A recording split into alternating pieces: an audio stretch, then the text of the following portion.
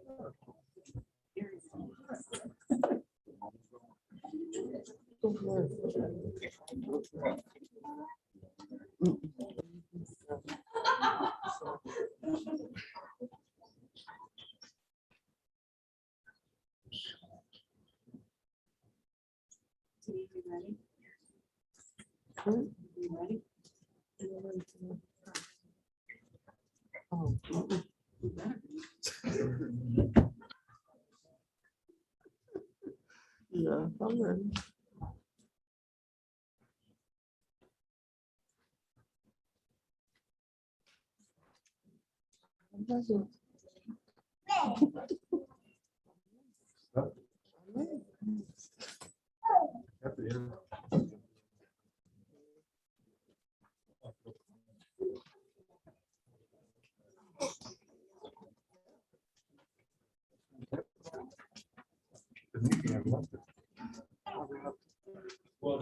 That was wonderful.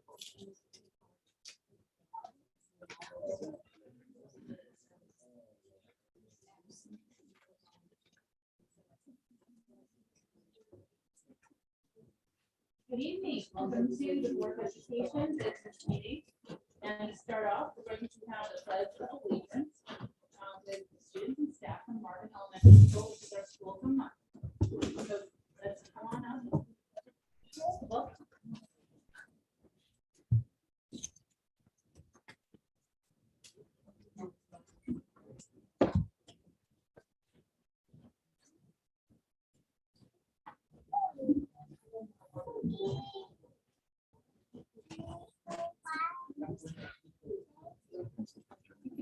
Oh, Oh, you're good. No, thank you.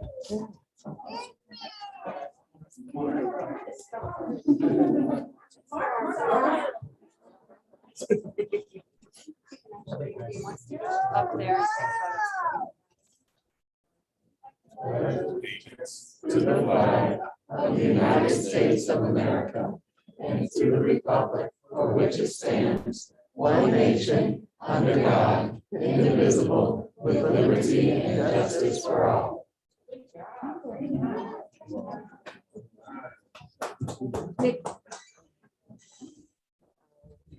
you get it?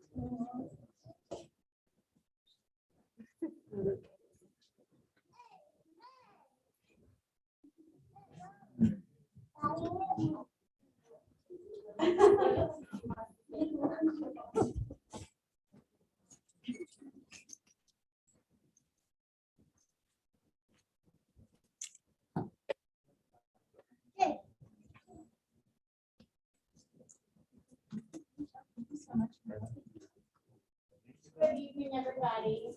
Good evening. We want to thank you so much for having us this evening to share some highlights at Marvin Elementary.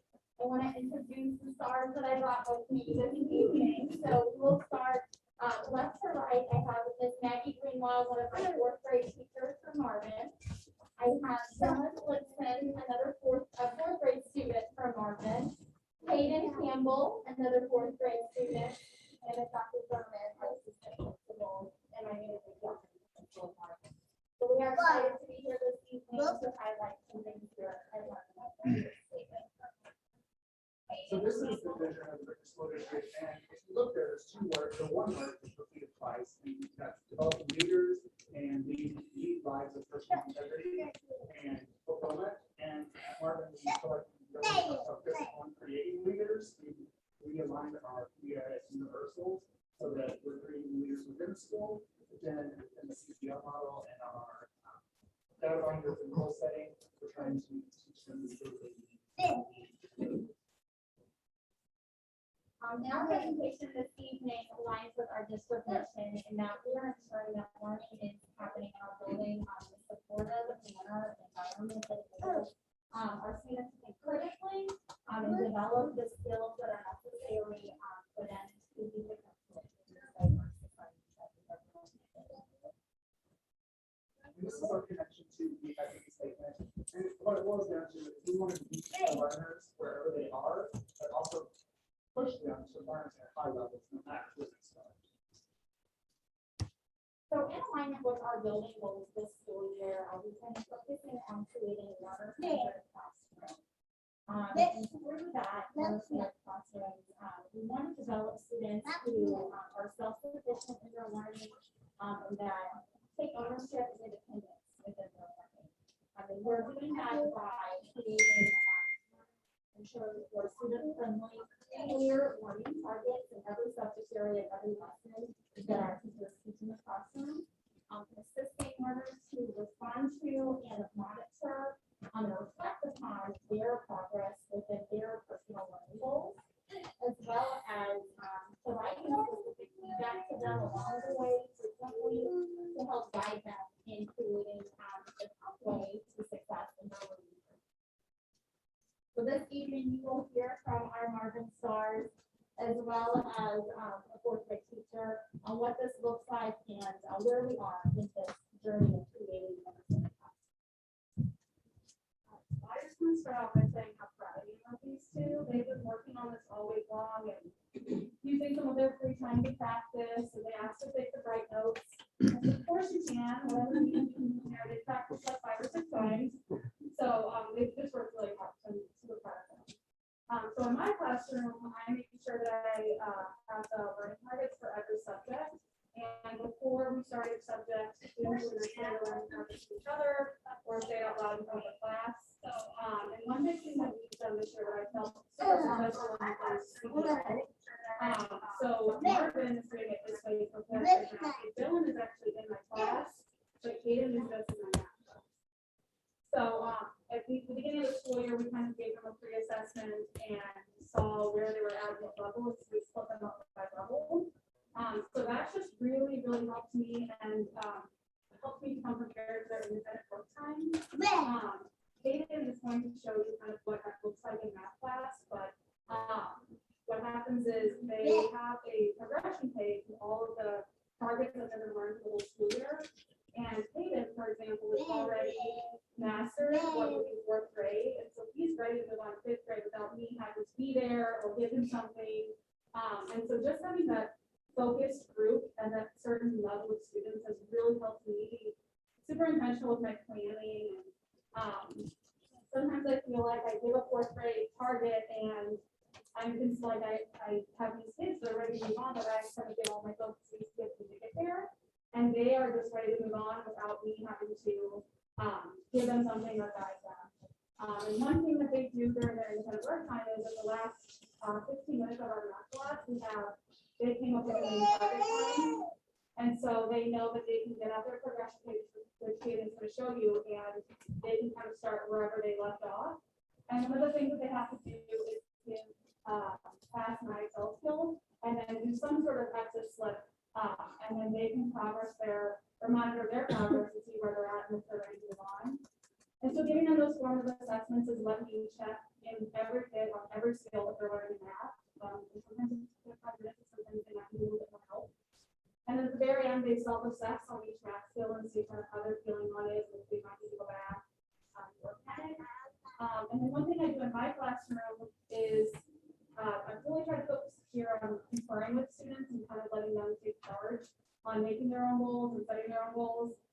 So, Dylan is gonna tell you about one thing that we do in our class in a second. And that's each month they kind of come back to my table and we talk about where they're at in each, like ISL or evaluate. And then we kind of decide after looking at their goal, are they ready to move on? Do you feel like we need to spend a little more time on it? And it's kind of very competitive in my classroom, trying to meet their goals. Dylan had a competition with his kid and his dad, so who's gonna get there first? And it's kind of really made them, take control of their learning, and it's very student centered, which is alive, which is nice. And then kind of go to the next one. So this is, Dylan will explain what this is, but this student in particular, you can see on IXL reading, they started out at a 100, and so we want them to do 100 points as like the time of this year's growth. And in October, he was already at 100. So I kind of said, so what do you think about that? He's like, well, can I have a new goal? And I'm like, of course you can have a new goal. So he's like, okay, well, when I get to 200, then we'll talk about what my next goal is going to be. So it's really fun seeing them challenge themselves and watching them grow. We've had some great conversations about goal setting, but some hard conversations about what happens when the score doesn't go up and what are you going to do to work on it. And so I kind of told the class after it has taken up in all three, I said, on their own, they're clapping for each other, and they were really proud of each other. So it's kind of cool to see them take charge and be responsible for their own life. Yeah, so he's going to kind of explain what this is and how it helps in this school.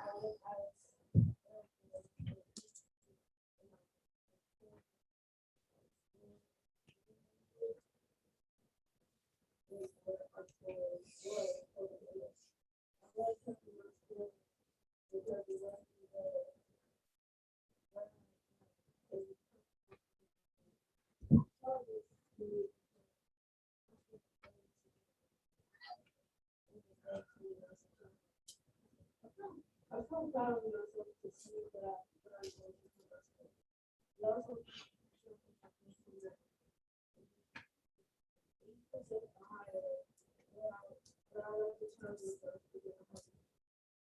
he got it 80%, and he was like, can I try for 100? Of course. And he was really proud, and Mrs. Crowley was just in there. She's like, can I send her a video telling her I got to 100%?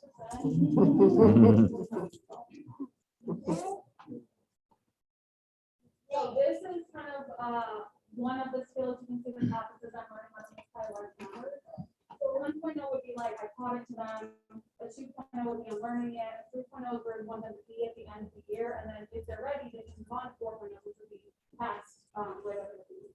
So this is Caden, and it's going to this saying on the left is on the back of that page for every skill. So he's going to tell you kind of what each of those things means. So I know where I'm going.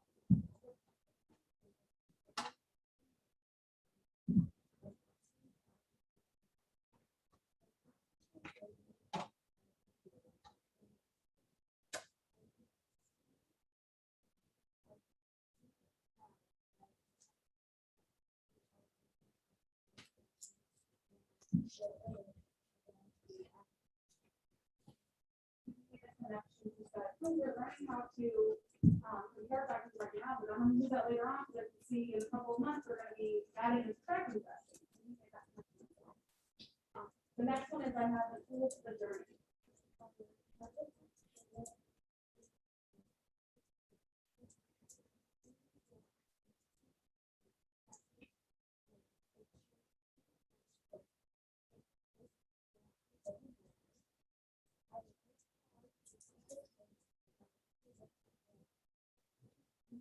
So the other day I wasn't prepared, but in public second text, it wasn't like full time to go on to the next one, just the day I saw them. Next one is I'm monitoring my progress.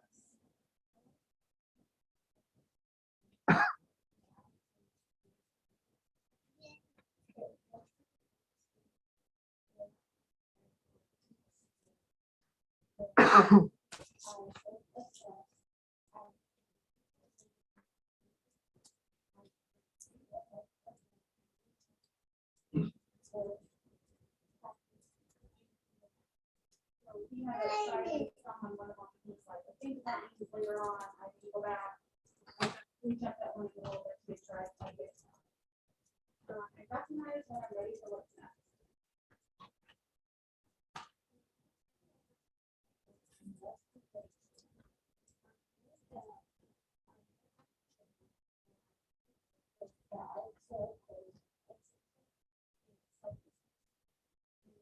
Know what to do next.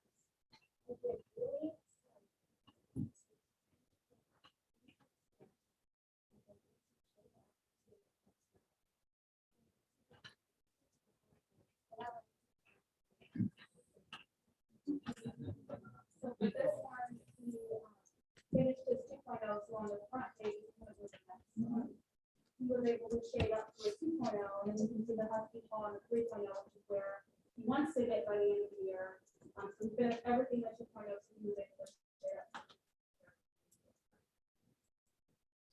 And so there you can see them using the links from the portal office actually working and monitoring his learning. And then, as you said, this is all of our priorities together on one page. So you can have an overview page as well.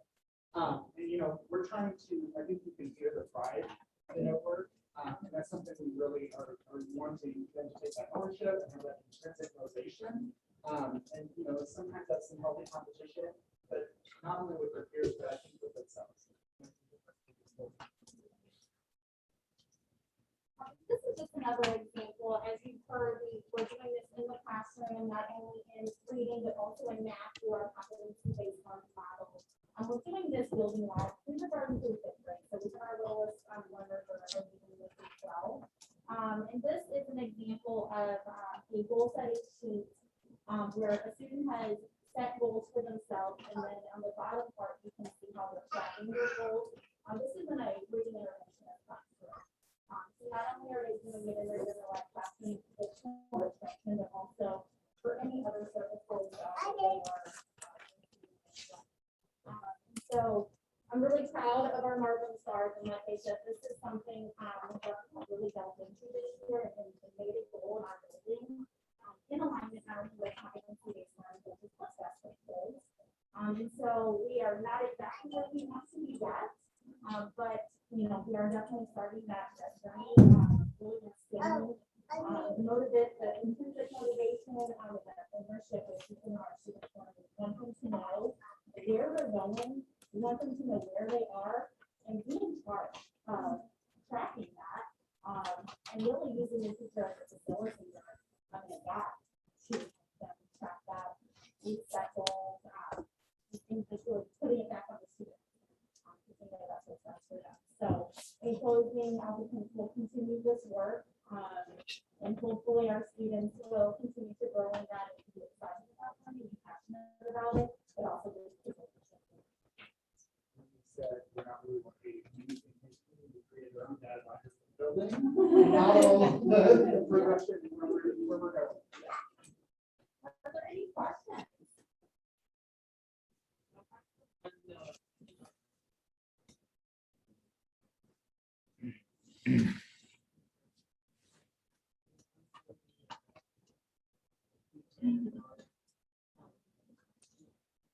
So then we get down to driveway, low numbers with no goal. Yeah, so I had a conversation with Ms. Crowley about like what would be an appropriate goal for IXLs. It's kind of hard to do because there's a different test every other month, so it's kind of hard to pick one goal that would work for all of them. For evaluate, yeah. Was that with the? Yeah. Oh, sorry, evaluate. So IXL was pretty easy to come up with it, but we were kind of just saying our goal would be to beat your score before. Oh, okay. So he knew, so they actually took it in November, which would compare to September. So before they took it, I was like, hey, you got 16 last time, so when you take it, you might get higher than 16. Those are end of the year, the like 15.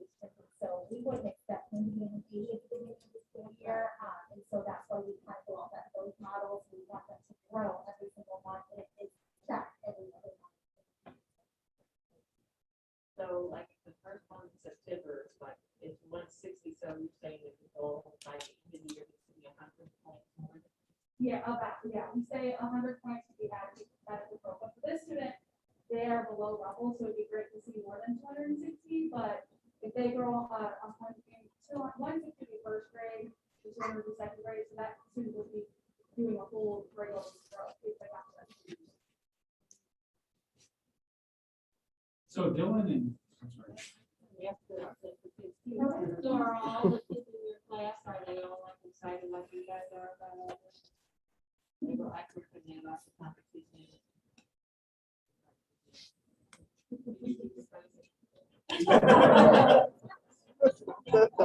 You guys just take it easy on them. See someone meets their goal in your class.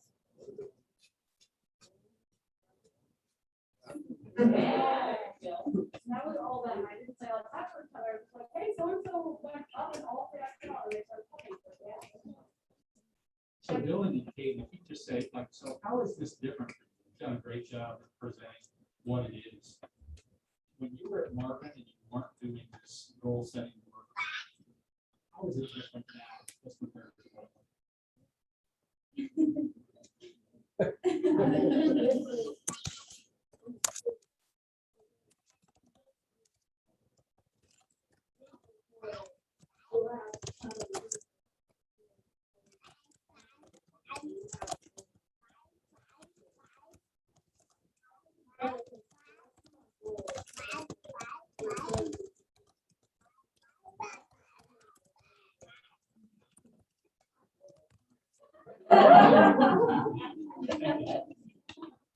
What do you think, Kate?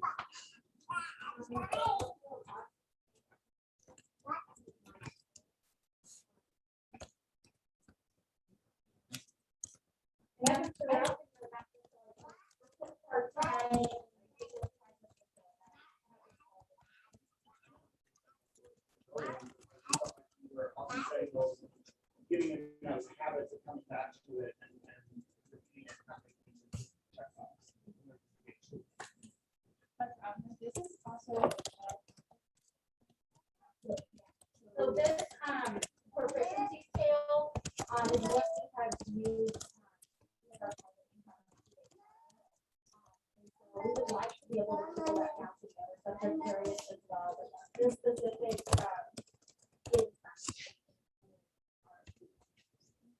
so then to say, like, the student starts off in first grade and they're learning, and through this process, they could be up at a second grade or even a third grade level.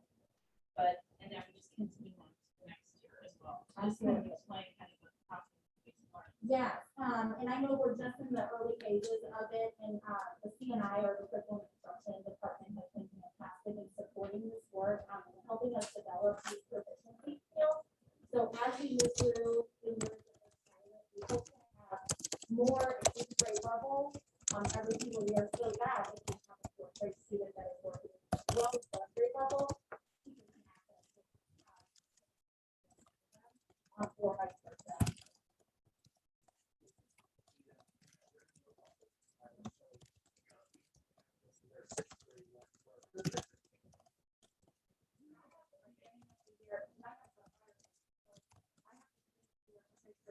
Already, so if they finish the 4.0, they can move to the very first thing that they'll learn in fifth grade.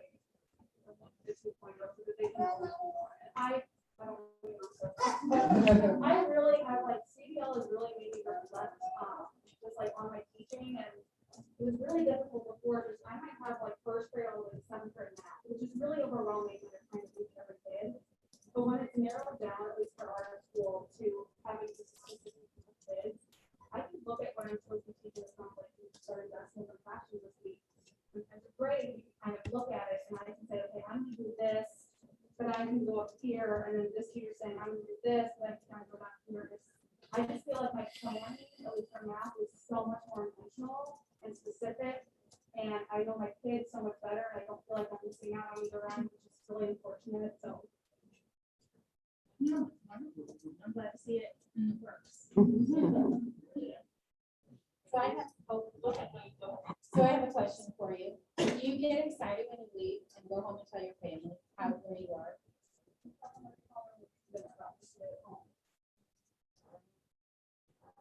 Wow.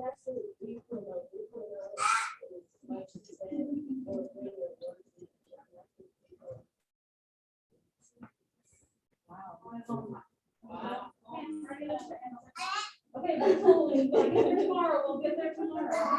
You're gonna start getting emails at night. That's great. We're taking these steps, these guys to move the through pace. So that's big. It's a great problem to have. It's pushing teachers to go higher than we expected. So here's the real question. I hear that, Dr. Do you like them or don't you like them? It's hard with jokes from K to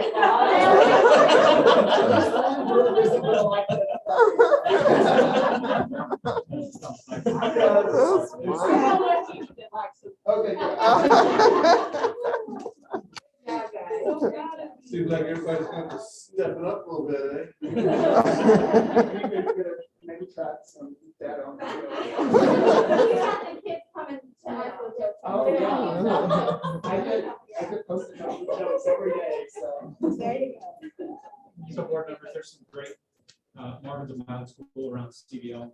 Hope that in the spring, they have this autumn rate Dr. Thorne back in the spring or two to talk about their journey around CBL, along with some of the other pilot schools that are kind of leading the way. And we're using those pilot schools to learn lessons along the way so that other schools can appreciate it. Thank you.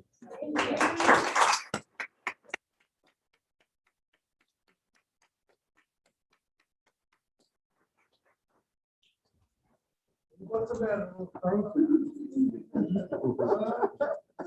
Before you leave, let's recognize the families. Thank you so much for your wonderful hard work.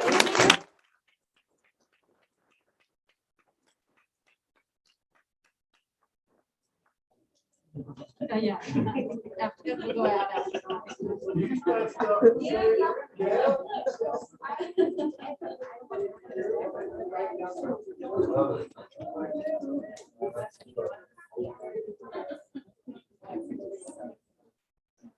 That was wonderful that we had a young family. We were next to the closed session. And recording the Board of Education met in closed session on October 14th, 2021, for the purpose of the discussion of student personnel agenda items. And moving to 3.04, public comments. So we have the public comments.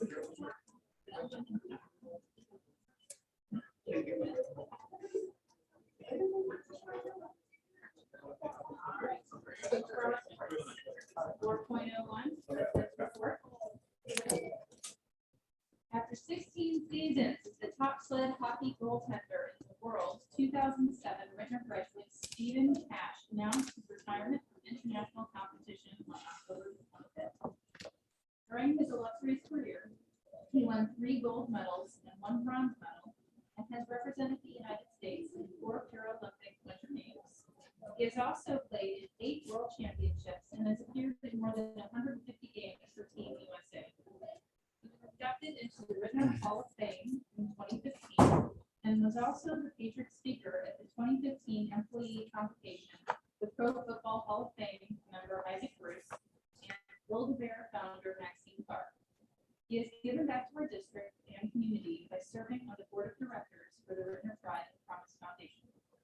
Congratulations on an amazing career. We are so proud of you, Steve. Yep. I have 2 other things I need to mention. One is that the Ritenour School Board will be attending a 4D training this Saturday at 9 a.m. here at the Admin Center. And the second is the Pride and Promise will be having their trivia night this Friday at 7 p.m. at the St. Anne Convention Center. Moving to 4.02, Superintendent's report. Thank you, Dr. Allen. So board members, today is Veterans Day, so I'd like to take a moment to pause to recognize our Ritenour School District military veterans. So Dr. Harlan is pulling a graphic that's up on the screen up there. So we'll take a moment to introduce you to all of the Ritenour veterans.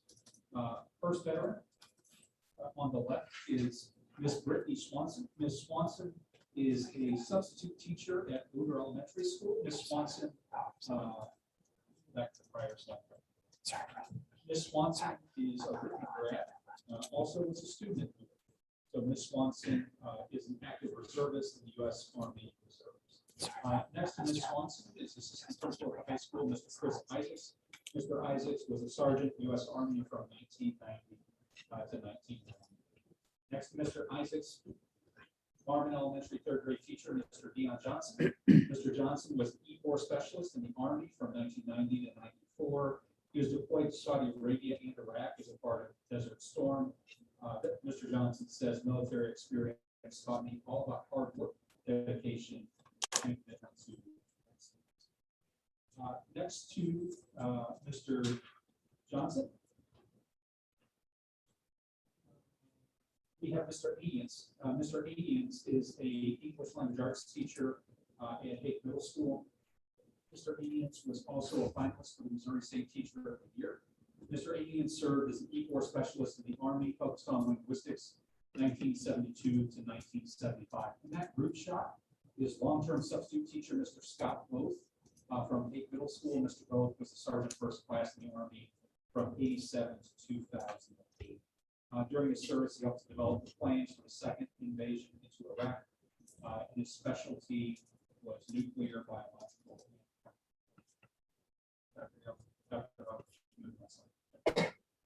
Also, we have Mr. Brian McCann. Mr. McCann is a seventh grade math teacher at Ritenour Middle School, deployed, served in Operation Iraqi Freedom from 07 and 08. His service was 06 to 09 U.S. Army. Mr. Terrence, assistant principal at Ritenour Middle, was a staff sergeant, U.S. Marine Corps 02 to 08, as well as 10-15. Had deployments during Operation Enduring Freedom, and he was also stationed in Jubilee, Africa. And then finally, Ms. Sabrina Noonan, college counselor at Ritenour High School, sergeant U.S. Army from 2000 to 2000. Also, we have new math teacher at Ritenour High School, Ms. Patrice Mitchell. Ms. Mitchell served in the Army from 1990 to 1995, was a specialist with the military. Throughout the district today, board members, students and staff were learning about the commitments that our servicemen and women have made, the willing sacrifices they've made to help us ensure that we secure our freedoms.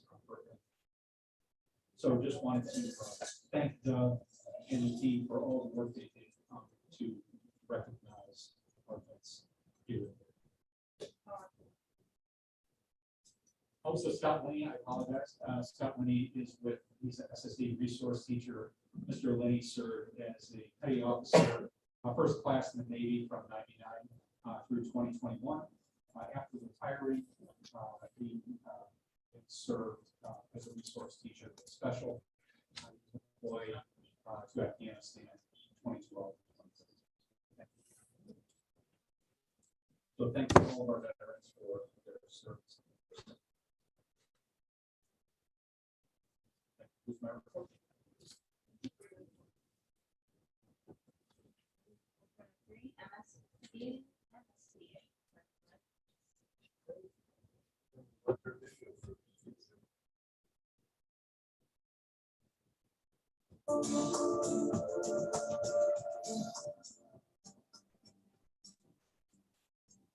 Hello, everyone, and welcome to the Missouri School Boards Association's board report for the month of November.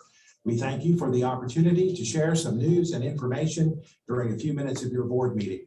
We begin with a look at the continuing impact of the COVID-19 pandemic on Missouri's public schools. School districts throughout the state are implementing the protocols and policies designed to keep students, teachers, and staff safe and healthy while keeping students in school.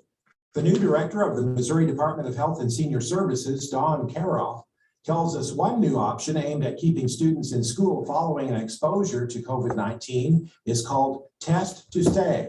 If they are close contact, can remain in school as long as that they're constantly being tested, they are consistently and correctly wearing masks. So it keeps kids in school. Also, a very important part of the student's education are the extracurricular activities.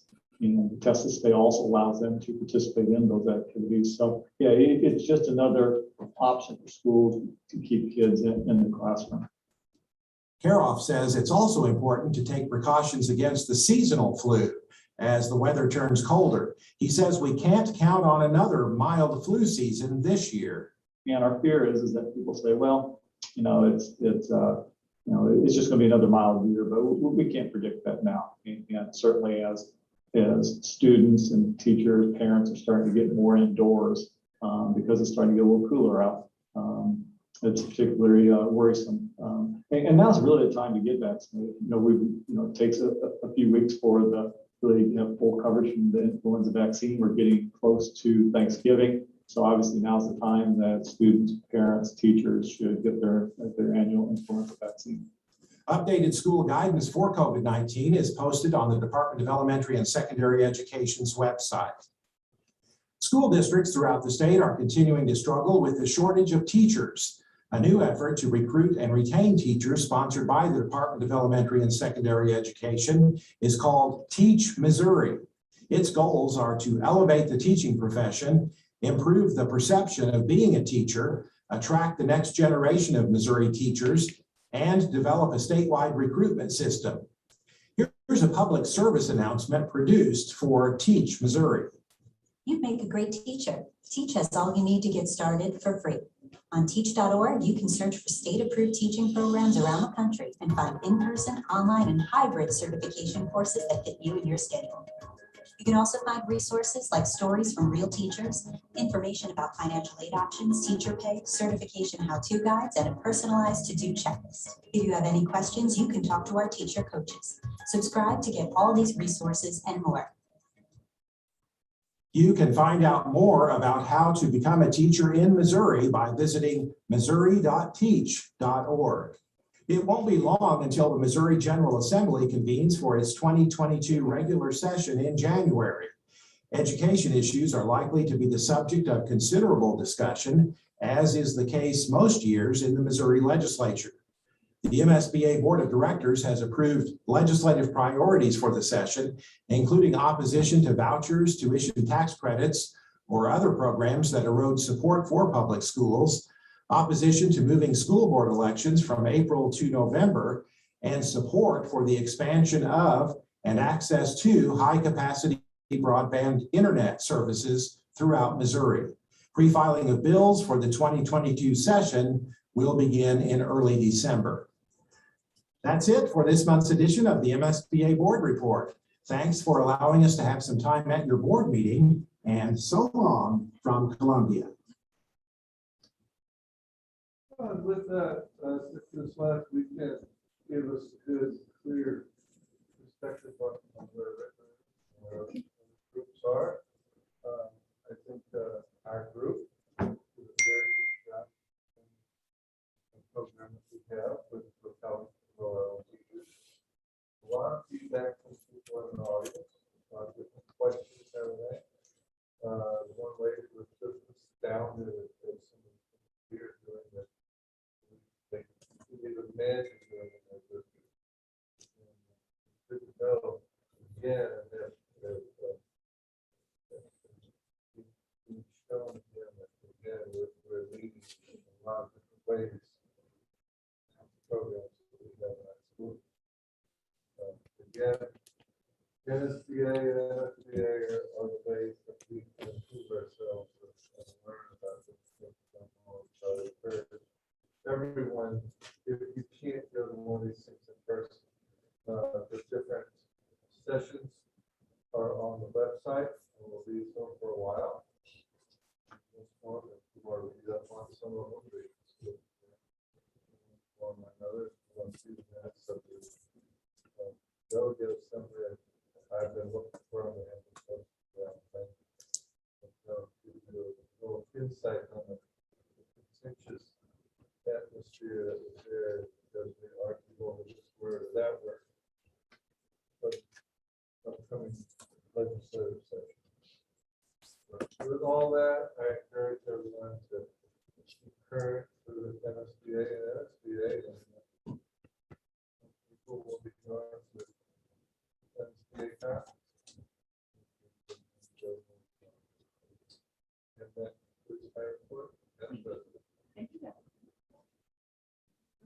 4.04, special school support.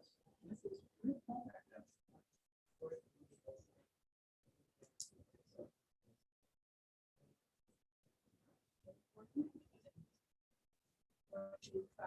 Business items, 5.01, Ritenour High School staff and proposal update. Bruce Green and Dr. David Hager.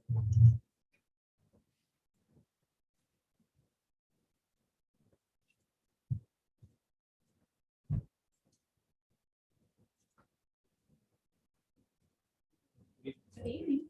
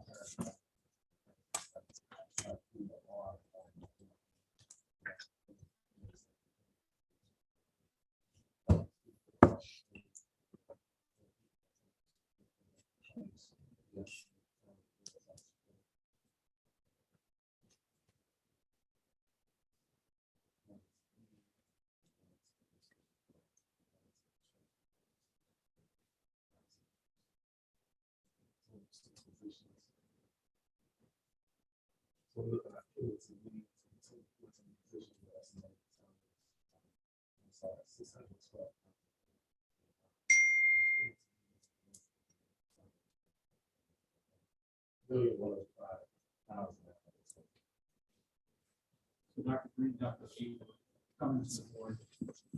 The immediate request is the needs, is that right?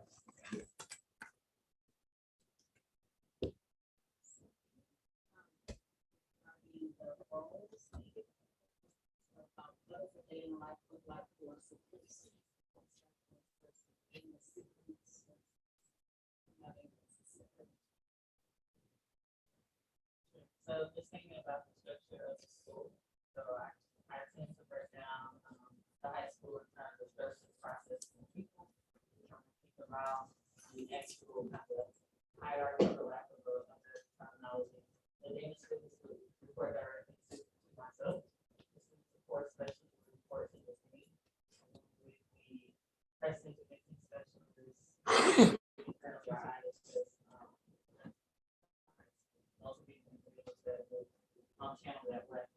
The role of the student support specialist in terms of day-to-day interaction really is about being a proactive presence and a relationship builder for our students out of the school.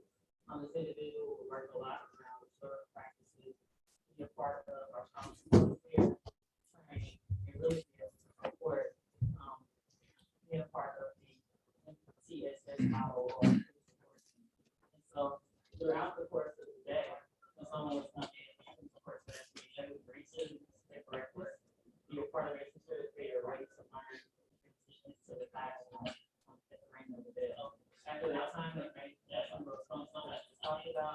Student support and taking person for targeted students who've already identified to have some of the concerns that were covered in the data presentation last week in terms of truancy or need to be linked to other agencies or resources with our social workers and actually counselors. The dean of students who work collaboratively with the student support specialists because they're installed or hired these agents. And the dean of students will be working very closely with administration as well as our counseling team to make sure that working that students are still one student or receiving additional intervention. The dean of students might have parent conferences, will definitely be the person who is responding to minor infractions throughout the course of the school day. But also be a part of that student support team. It is my vision that the dean of students would be a part of the grant. To build, of course, our climate plan we can execute in a very innovative way for the unknowns that we are facing in the school on a daily basis. This will be a part of the partnership building. Looking at our activities and later part of the concept to see what high interest clubs that we are lacking in the school. So that's another motivation to bring our students into the building and a number of other roles and responsibilities as we have been. Let's take it first.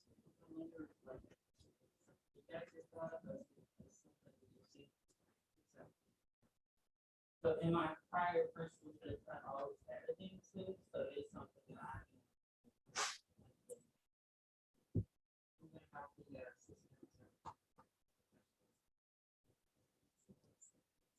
the student support specialists are roles that I'm seeing develop in neighboring districts as a result of the crisis that we're facing in education coming out of the pandemic. The need is greater, and what we do know from research is that the number one implementing factor that has the highest yield of success is the ability to build relationships with people who have the background that we kind of described already. So someone who has a restorative practice background, trauma-informed care, culture responsive.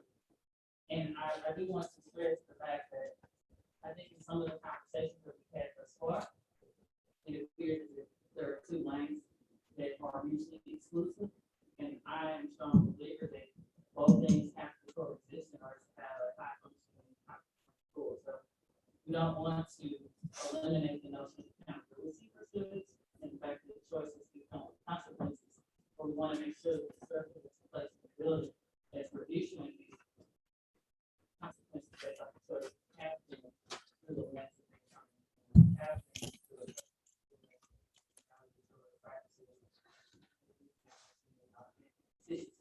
of our students and our planning to get them.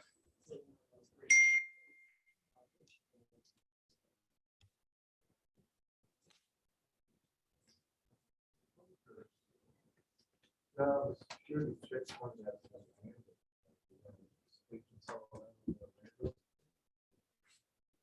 So if you were, is there a police or zone law as an example? But first and fluorescent, it's not uncommon when you come on to high school campuses, especially campuses besides the bigger high schools, and have an individual there that is the initial screener of really what is your role and purpose on the on-site campus. And so that individual would be there. They definitely would become familiar with staff and students because they come there all the time. But for those other individuals that are opportunities to have a welcome environment, it's also an opportunity to say that value safety of our staff, students, and community members. So yes, that individual would be stationed in a constructed, either a vehicle or constructed space, but would love to, if not, visit those other spaces together. It's a fairly common practice.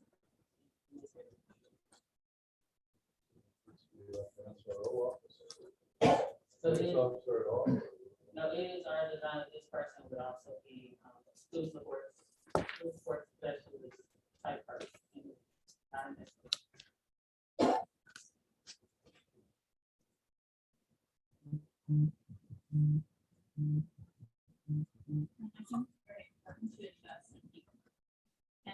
process of doing that, knowing how important it is, and also just being very transparent and clear. When you invest in that number of people and the costs that's involved, I'm assuming that there is a way to be able to that you have expectations. I don't know if they are per month or per quarter, to be able to see if there is progress being made with these additional having people there to help you. So what are your expectations to be able to see that things are starting to turn around? What key things we can do? The post monitoring of our key performance indicators is something that happens really on a daily basis, but definitely the review and analysis of performance monthly. Again, having transparency with the board, having led two schools through a school improvement grant, the state intentionally funds those particular cycles because we do know that improvement will not be overnight, but improvement will take place when there's incremental growth intentionality. And so it would be my hope and goal that as we have the additional positions, that we need to think about sustainability and the capacity of the staff that's currently there, so that we'll be able to maintain a close contact and visit.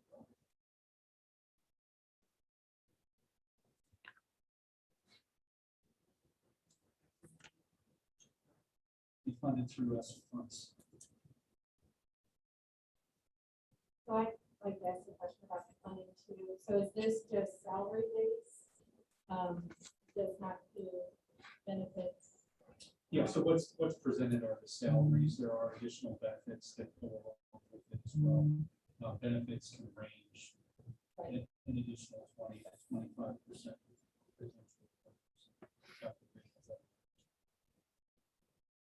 How long will it be funded for? So ESSER funds go through 2024. So the ask to start is to start off with the student support specialists. We believe that we'll be climbing out of the situation that we're in right now. Maybe next year will be better, this year, following year, so on. So the idea that potentially we will be able to scale back the number of positions moving forward.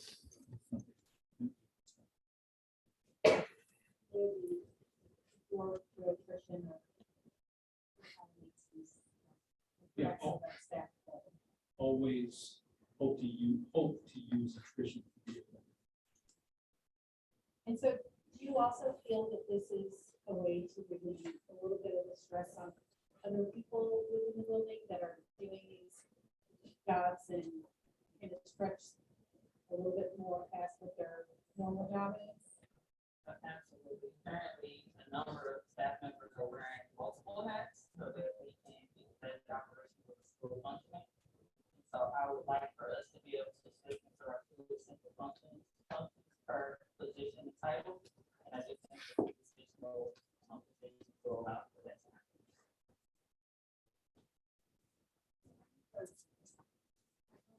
Struggling even to fill any vacancies like the teachers, subs, and things like that. So we took on, and I fully agree with the support of the support specialist. We feel like our pay is competitive and comparable with what you see in other districts. I believe the numbers that we're presenting are in our.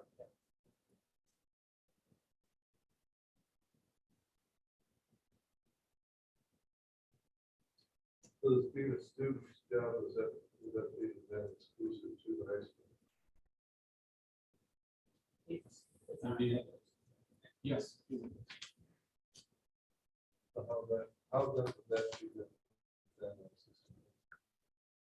This individual would not have any instructional responsibility, so currently also the principal provides a department, so that would be something very different. They also will not deal with major infractions, so this person will only deal with considered minor infractions. They may or may not have to have an administrator license.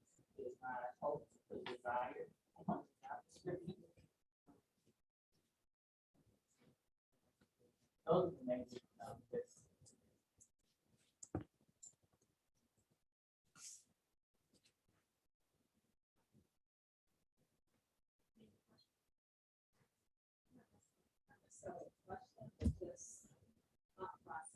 So not one of the descriptions. For these roles, it was mentioned the ability to build relationships. But this book that also talk about building capacity and also and building those relationships. If we are not able to these roles long-term lives, I hate to see them build relationships. Right? So what does that look like in the process? Couple of books that we are going to look at. From city services, and it talks about building social and emotional sort of practice.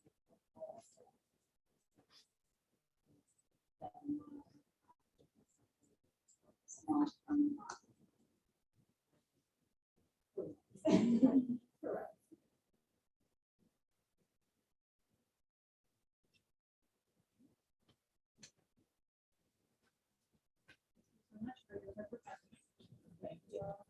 So board members, with your support, we would be moving forward to finalize job descriptions, get positions posted. We'll be coming back to you in December with an update and then hopefully some recommendations for these positions would be up and running to start second semester.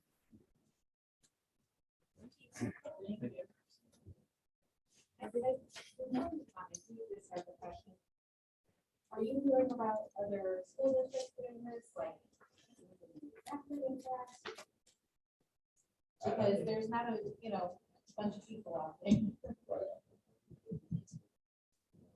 Sometimes we slow it down. So Yeah. Have the last relation, that was twice, so you got once. So we definitely want to make sure.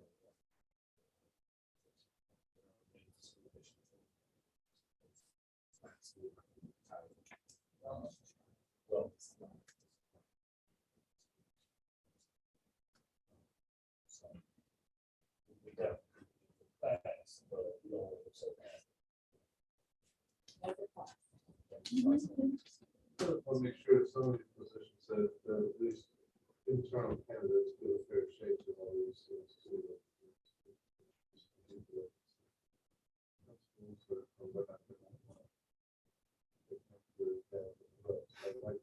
I'd like to have our internal candidates.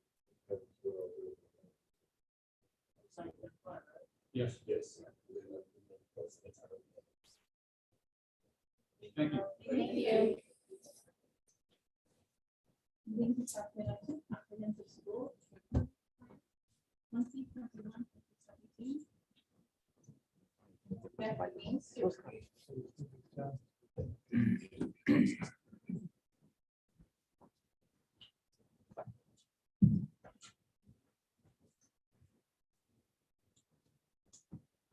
Good evening. I'm going to present the comprehensive school improvement plan and action steps from the Department of School Improvement. Our comprehensive school improvement plan, which is aligned to our vision, which we work in partnership with our parents, that we set, monitor, and evaluate our goals and our CSEP is aligned to River School District's mission, and our CSEP contains action steps with the goal of graduating our students and ensuring that they're quality. Our equity statement is aligned to our CSEP as well. One, we want to make sure that we're providing a welcoming environment for all of our students, staff, and families. We have advanced trauma informed practices and resource practices in our schools, and that our cultures are understood, valued, and appreciated in our schools, and that we understand that relationships are essential to build a strong school community. And lastly, we provided anti-bias learning opportunities for staff. This is a visual of our CSIP process. These are districts, these are goals and strategies that are aligned to our state expectations, and our abilities and departments create action plans to achieve the desired results. If we don't see those desired results, then we adjust our strategies and our action steps to ensure that we're going to move on with these our three goals in which our school district that are aligned to our CSEP is one, to increase the achievement of all of our students, to ensure that our students graduate college and career ready, and that at least 9% of our students attend school 9%. In October and November, we heard from our administrators at the elementary and secondary level, and they have action steps and action plans that really revolve around these things. We are making daily-based decisions, our competency-based learning pilot, which you saw an example of that this evening in math in grades 3 through 6. Our restorative practices and social emotional support for our students, and really thinking about creative ways to support our students. Also, with our department action plans that I'm going to hear this evening, a few of the action steps revolve around curriculum revisions, including cultural competencies in our evaluation tools, recruiting and retaining high-quality diverse staff, and ensuring that our facilities are clean for our students and our staff. Curriculum instruction action steps revolve around curriculum revisions in English language arts, social studies, college, career, and technical ed as well. And also our competency-based learning. We've been in the curriculum instruction department have worked very hard to develop resources and assessments for teachers, for students, to help students move when they're ready. The students we're talking about that now, develop those resources so that teachers can easily allow students to provide those resources so they can move when they are ready. Also, collaborating on options for students to graduate with their coursework. Human resources action steps is to continue to respond to staff needs. Also, collaborate with staff on cultural competencies that we're including in our evaluation tool. Also, Dr. LaChance is applying for a teaching extension grant to retain a qualified, diverse staff. In our business office, some action steps include, it's really important, it's coordinating our Prop S bond issue construction projects, and he's going to share those updates with the Board of Education and our community. Also, the business office is working on 100% funding for early childhood special education programs. In our facilities department, we'll continue to provide our clean, functional buildings that help teachers provide high quality education and learning for our students, and also to complete the renovations, the main renovations that we've got.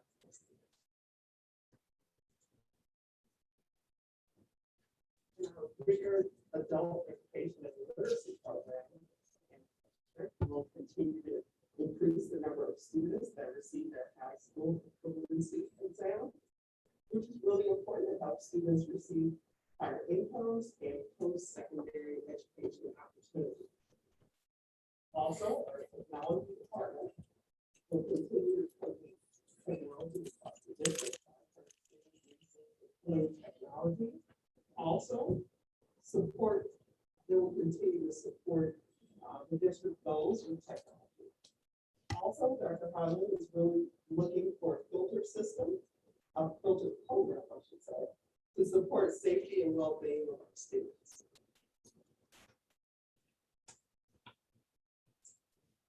Also, with student services, really the goal is to continue to provide strategies and support for students, staff, and families on trauma restorative practices, really to support the physical health and well-being of our students. And also implementing the district wellness plan and ensuring the fidelity to that process. Community services, really coordinating the redistricting process and community engagement for our community. So finding out all the processes for that. And also engaging our school community. There's many focus groups that we have surveys, social media, a lot of ways that we're communicating with our community. Child nutrition will continue to increase the number of students participating in breakfast and lunch, ensuring that our meal selections are appealing to students. Also, one thing that was talking about is really that's our pizza most healthy. That's really the highest day that students eat lunch in those days. So, also our transportation department will continue to provide the safe and efficient transportation.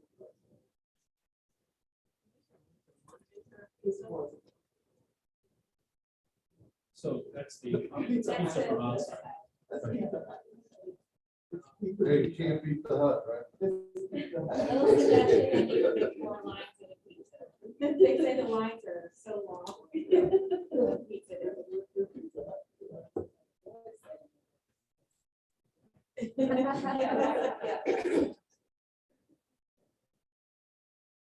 So, in summation, this is our CESA goals that were developed with input of our staff.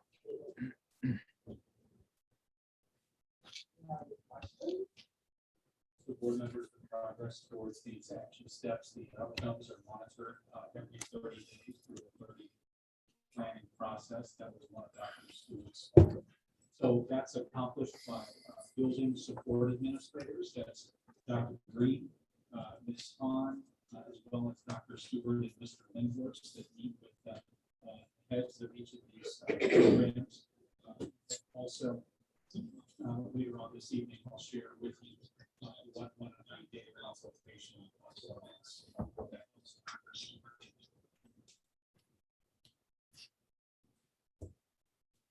We actually made that one pizza days.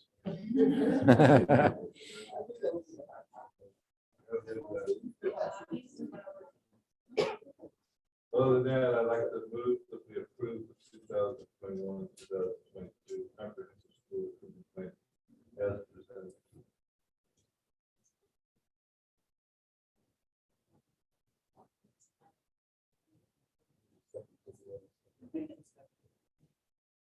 I'll say it.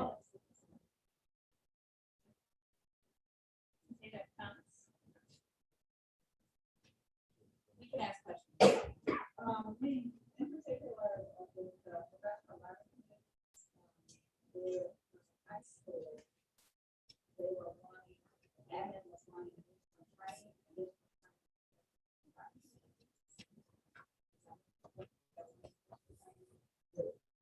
Yes, and they have received it.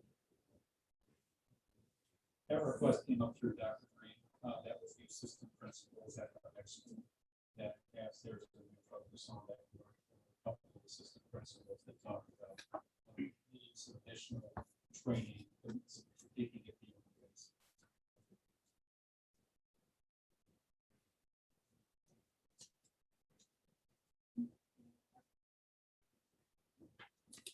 Mrs. Enriquez Pinto? Ms. Beltran? Yes. Ms. Glover Jones? Yes. Ms. Burden? Yes. Ms. Lund? Yes. Dr. Thomas? And I vote yes.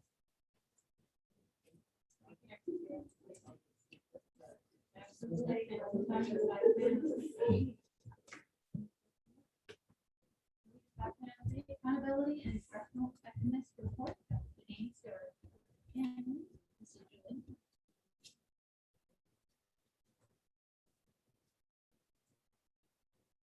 Give you an overview of the information in the report. So this will be a lot of data and just the steps that we took based on last year's academic achievement. So it's all going back to the past school year.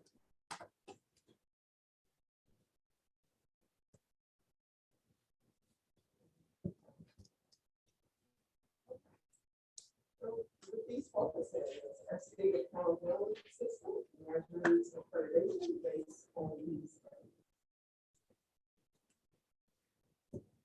Also, this report answers these questions. And then really is focusing on the strategies and initiatives that we have put in place and looking at the data to determine what impact it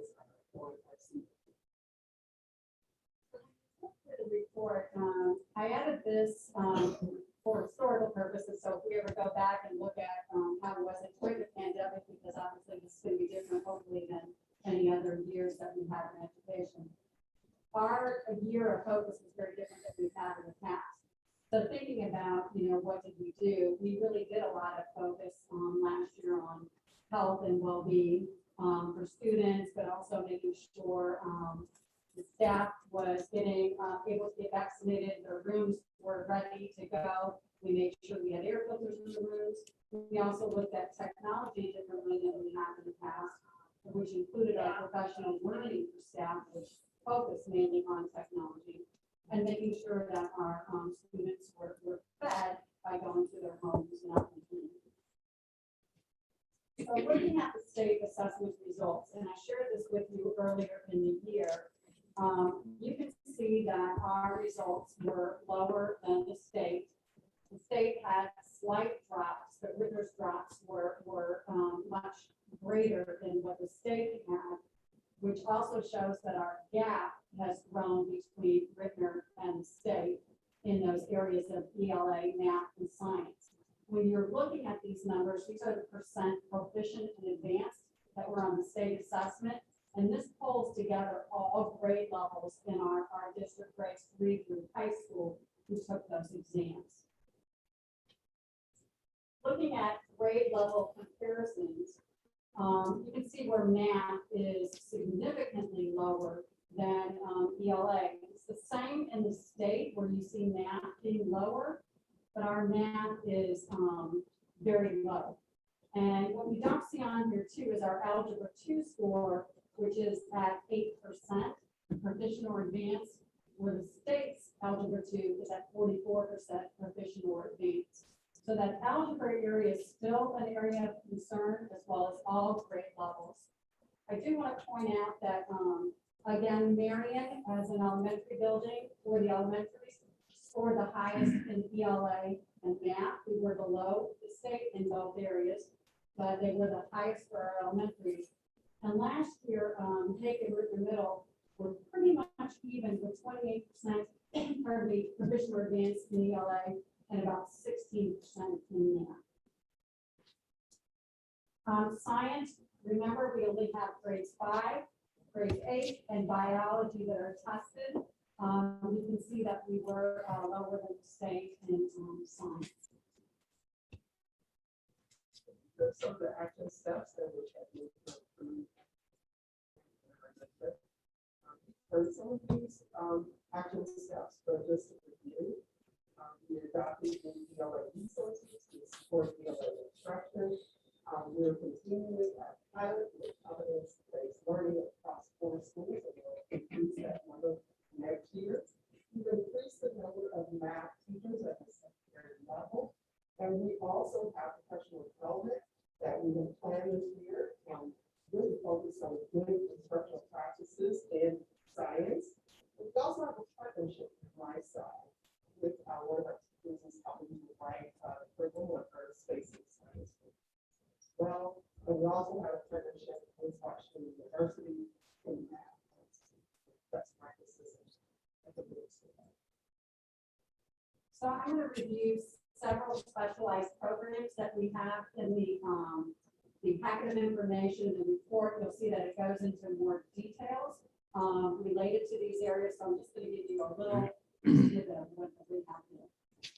So with our students with IEPs, we have close to 17% of our students that last year were receiving services based on having an IEP. And typically the numbers are higher, and it has been for students who have a learning disability and other health impaired in Ritenour.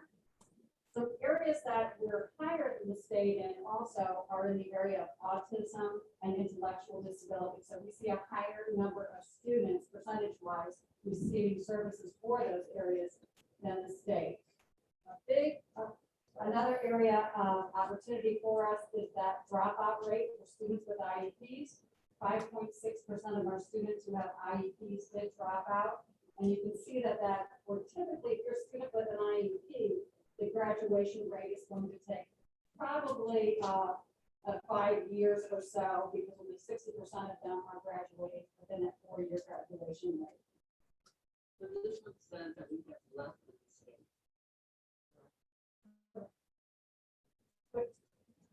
Less than the state or what? What is with IEP? No, we're higher. We have a higher percentage. But in the full draft, we have to. So those are for the state assessment scores. So 9.5% of the written student score division remains in the LA. Compared to 14.9 with the state. Sorry. Looking at our English language learners, they take the state exam called the access test. And all of those students who are receiving services take that exam to see whether or not they are acquiring language at the proficient rate that they should be obtaining that language. And one of the things we noticed last year is that a lot of our students are at that level 2 and 3. And that means this year we're going to have a lot, which we do, a lot of students who are really still at that fairly basic level of language acquisition, knowing that for our English language learners, virtual learning was very, very challenging for many of them. So we probably will not see this year the growth that we would hope to see with some of their language skills. So we do have, the one thing that's interesting is typically our EL students compared to the rest of the district in math scores. And that was pretty true for last year too. So ELA, they don't do as well, but math, they tend to do better because there's not as much of a language component there. I'm sorry, we have 1,133, that's the number of yellow students. So you look at it for, we actually look at the students who receive services. Once they graduate, we monitor them. And then following that, there are 2 more years, which is the AY3 and AY4, where we still continue to look at those students to make sure they're progressing. We keep in mind, it should take 5 to 7 years for a student to get through the entire EL program. No, but after they might get out of English language services after 6 months. Oh, okay.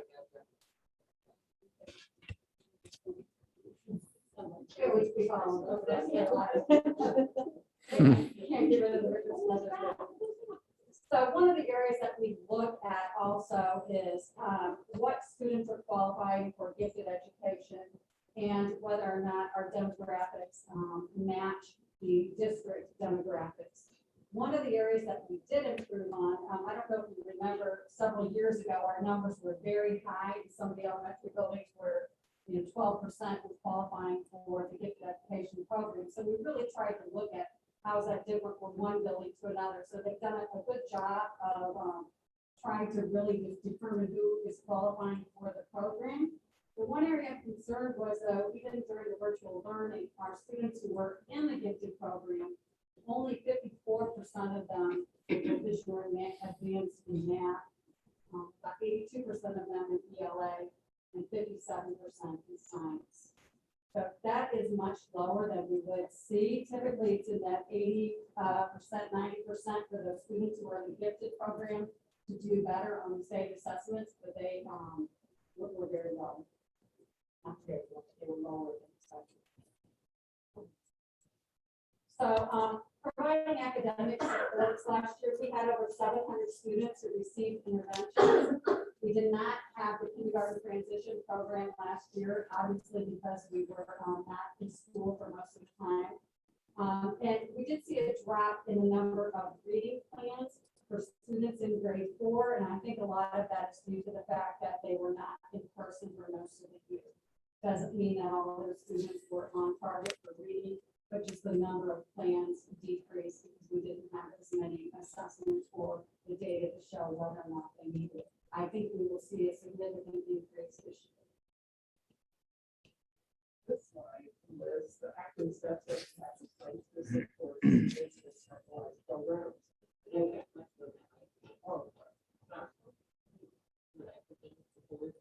So 50% of our freshman students are behind the credit already. Freshmen this year are last year. That's for this based on what you did.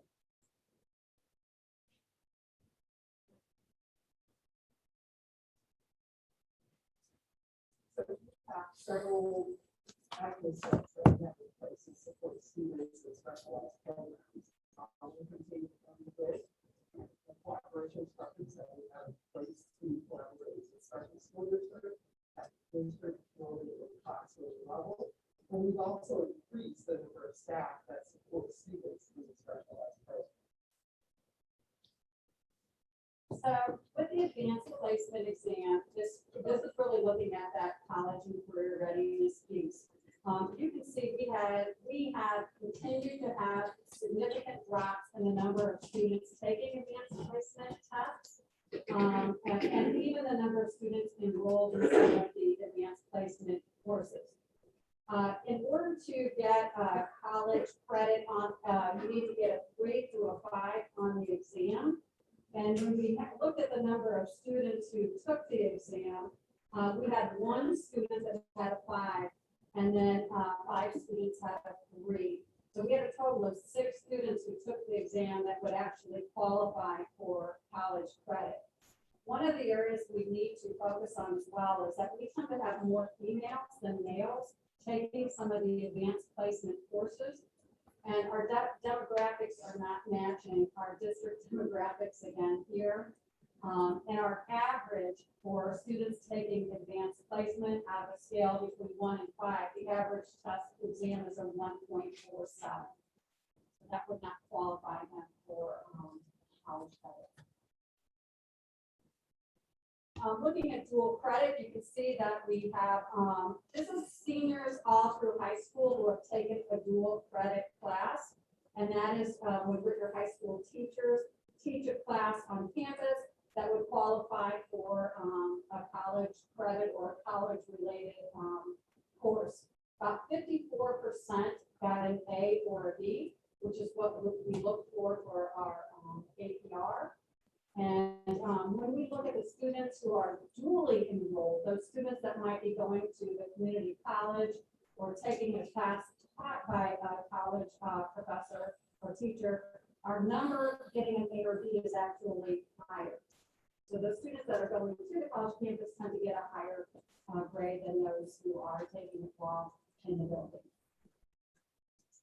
Looking at ACT scores, our average was an 18.8.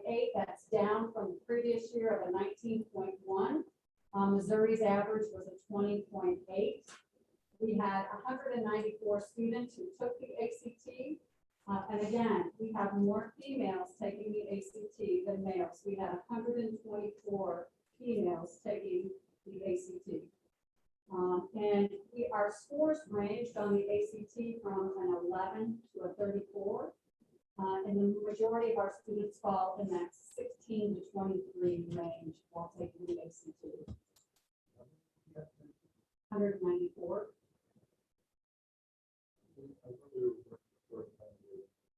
So that's when the state was requiring that. That was probably 4 years ago when the state required that all juniors take the ACT, and they were funding it. They stopped funding it. So now it's those students who are choosing to take it instead.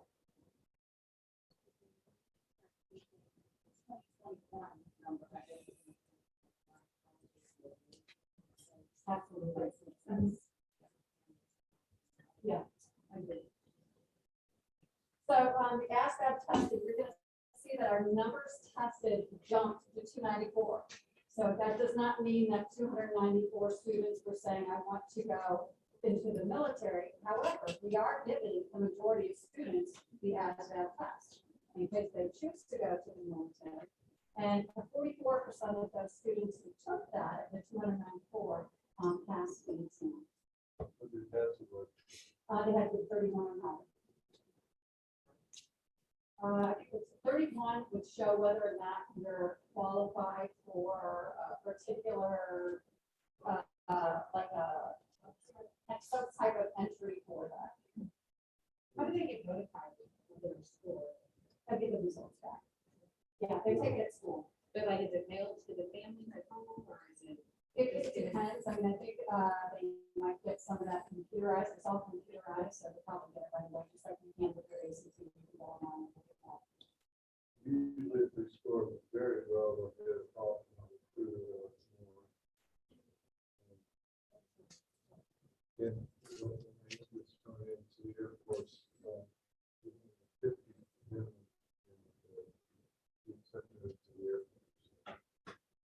think the different branches will require different numbers. The minimum score is 31 with the high school diploma for.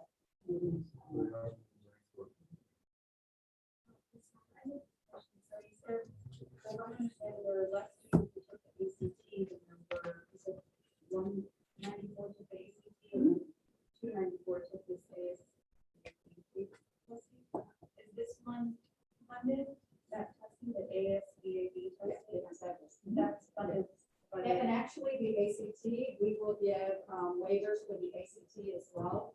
Those are the students typically who are choosing that they would go 2-year, 4-year college that are choosing to take that. What grade level?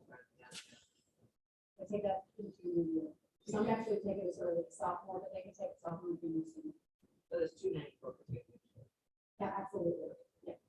We try to get all students tested before they graduate in either the ACT, the ASVAB, or, another test that shows whether or not they have some of their readiness skills. And the answer that can take over again. Right. Technical costs. And Ritenour has always been very generous with AP exams, ACT, any of our tests that are helping our students to get to the next level. So these are the action steps in the college and career readiness for our students. We'll continue from college tours, also for high school, as we call it, quarterly meetings. Those identify students who are struggling and to develop a plan. Also, we're incorporating test taking skills, strategies to improve the outcomes for students that are taking these tests. Also, we talked about the scores that some of our students are receiving on the AP exam. So we want to also develop some supports for students in most of that. So obviously our attendance was not even close to where we had hoped that it would be, but we realized that we knew that it was going to drop based on what we were seeing last year. So overall, the district attendance was at a 66.1. And you know that the area we want to target is that 90. So our lowest areas were the secondary schools, which really brought down the district. Why didn't it say 61 on the chart? Well, it says 81.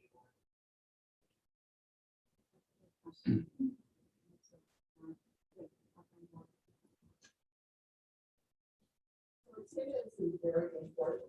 It's an important role for students, important role for students. So we're taking all the staff. We'll continue our wellness teams to support our students and families, offer incentives for our students, really utilize our 40 features. That has been very important for our students.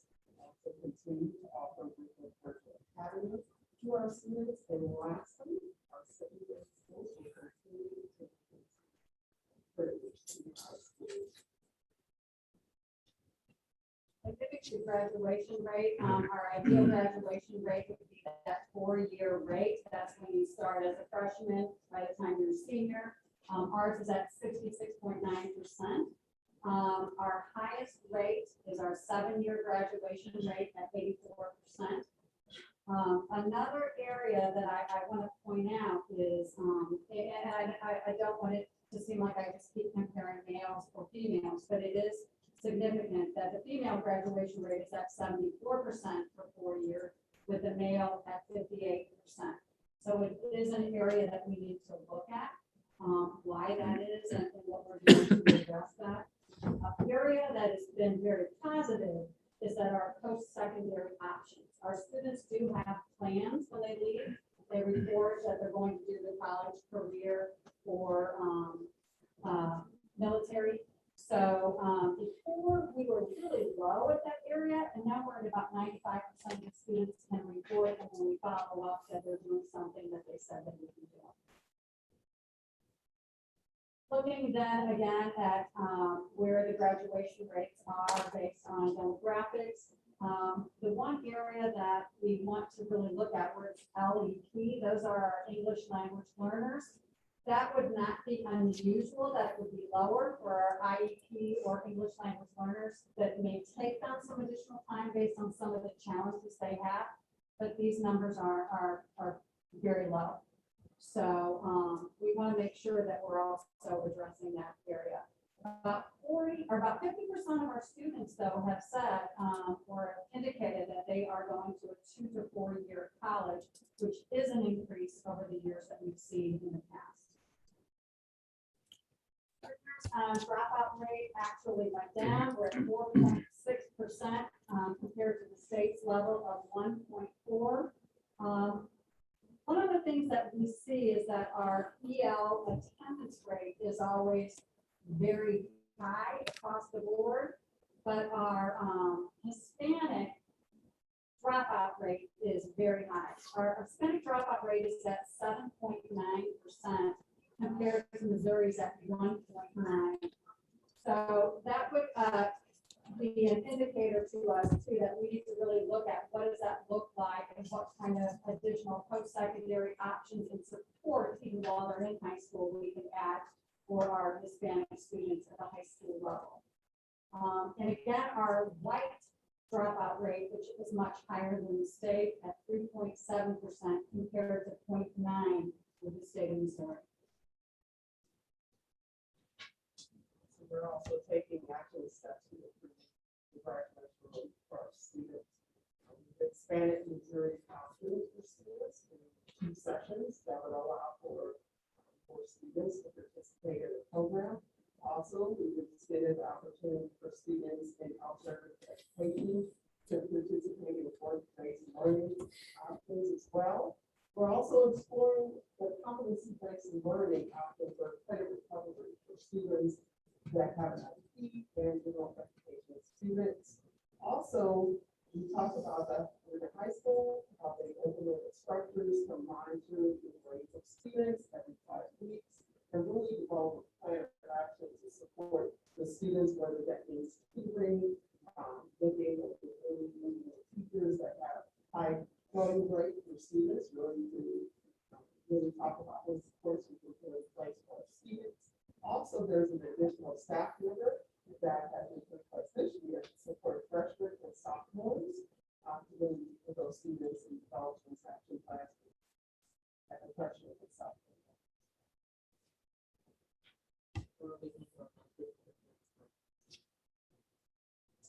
They will target many of them, but we have to keep in mind that's one person doing that. So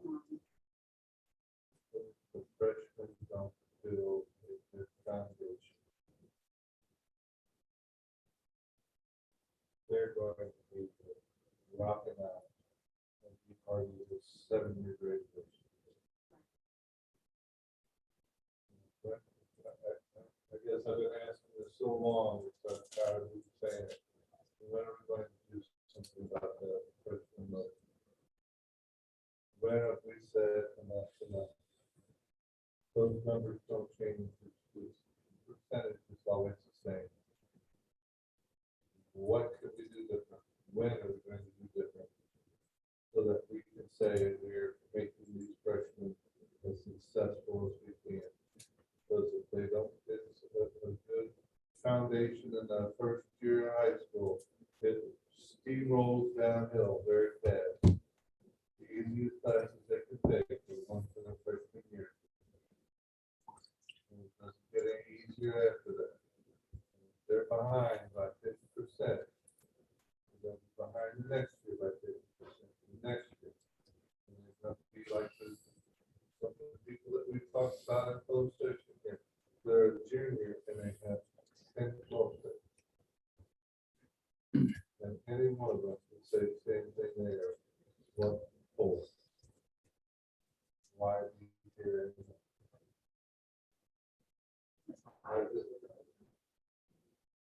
Yes. No, it's extremely high. And so those are freshmen. So during their freshman year, which was last year, that's the number of students that did not capture all the credits. Right. And so those students are now, although they're moving up as sophomores, they're still freshmen by standards. That was tough. We can look back at that. We can see that freshman number is bad. How many of them are passing the class? How many of them are passing multiple classes? Yeah, so Dr. Green had that data presentation around the staffing proposal. 36%. Yeah. Of students at ninth grade, their credit proficient. For 10th grade? You said 10th grade? Ninth graders last year, they're now 10th grade. Yes, sir. 38.9. Significant. So are they a part of that freshman, sophomore? Okay. They are listed up there that is in trying to get their equipment. So I would say that, I'm not sure, because of the number of students, they're probably targeting the ones that are the lowest at this point. And so would it help to have additional support there? Absolutely.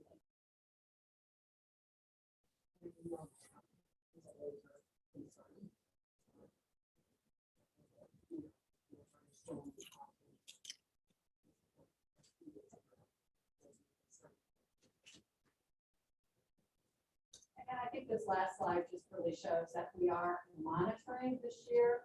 Last year was a very challenging year.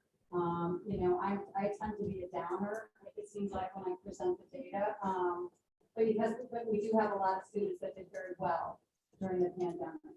And our teachers did everything they could to educate our students in a time where none of them were ever trained to do all of this teaching and learning. So, And so board members, to be clear, at this point, you never say never, but we would never go back to full virtual instruction. The only way that we would move back to a building going fully virtual is if we hit that 5% threshold. Virtual worked for a lot of kids, but there were other students that just kind of faded away despite the best efforts of the organization.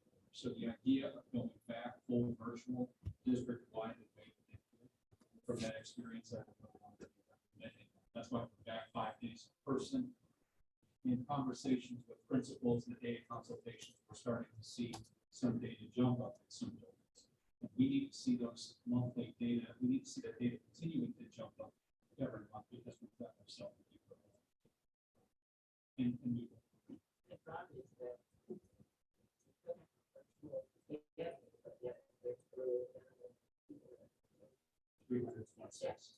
Yeah, to go from 2,770 to 326 is very small. so if you have any questions?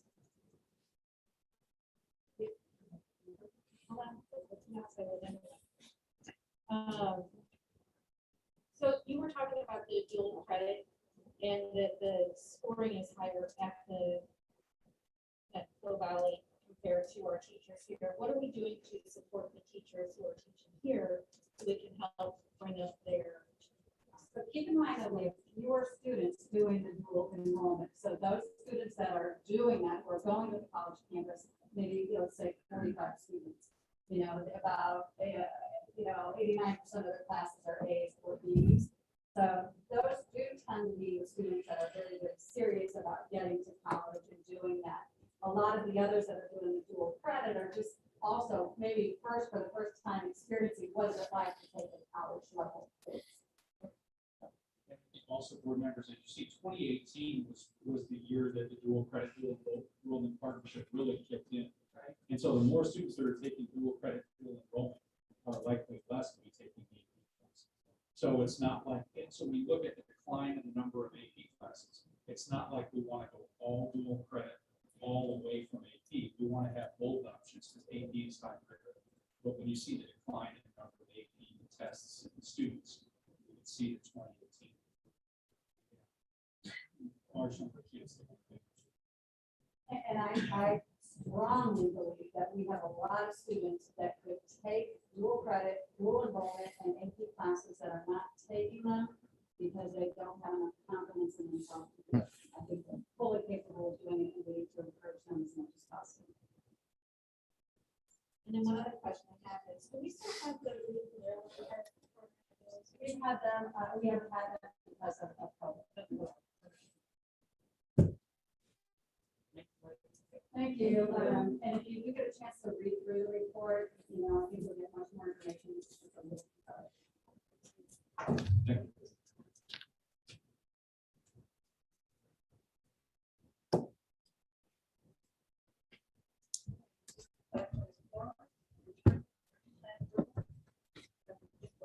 Yeah, thank you, Dr. Wilson. So this is the return to learning plan approval. So if you remember, we have to come back to you each month to seek your approval of the return to learning plan. There's a couple of things that we're going to speak on tonight. At this point, there are no changes, no recommended changes in the return to learning plan. So we're seeking your approval of the return to learning plan, and it's in the same format and fashion as where it came to you. Julie is going to speak a little bit about the current status of masking and social distancing in our schools, and then going to share just a little bit of data with you around our current position in Ritenour. What does it look like in terms of number of positives, quarantines, and then a little bit on an article from the CDC. So all staff are wearing masks without any problem, any questions whatsoever.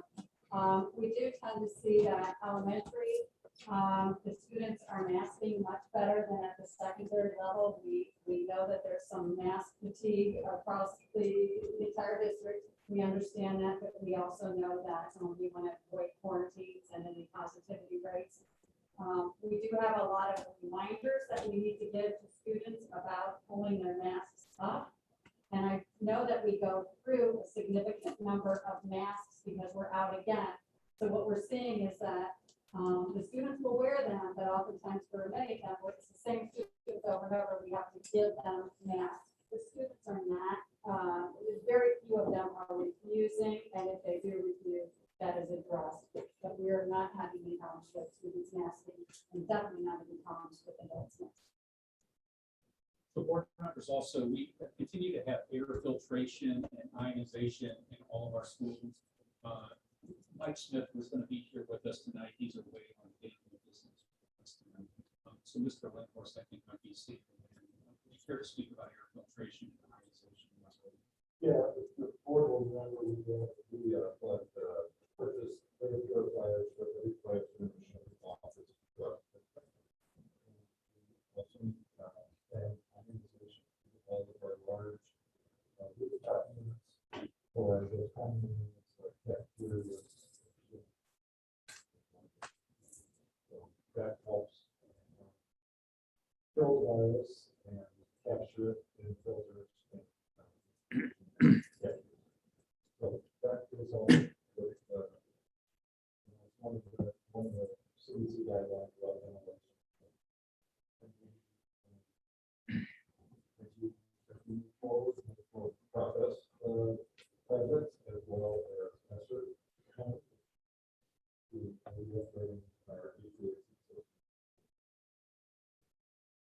So board members, sharing this information to share with you that at this point, we are not recommending this month to go mask optional.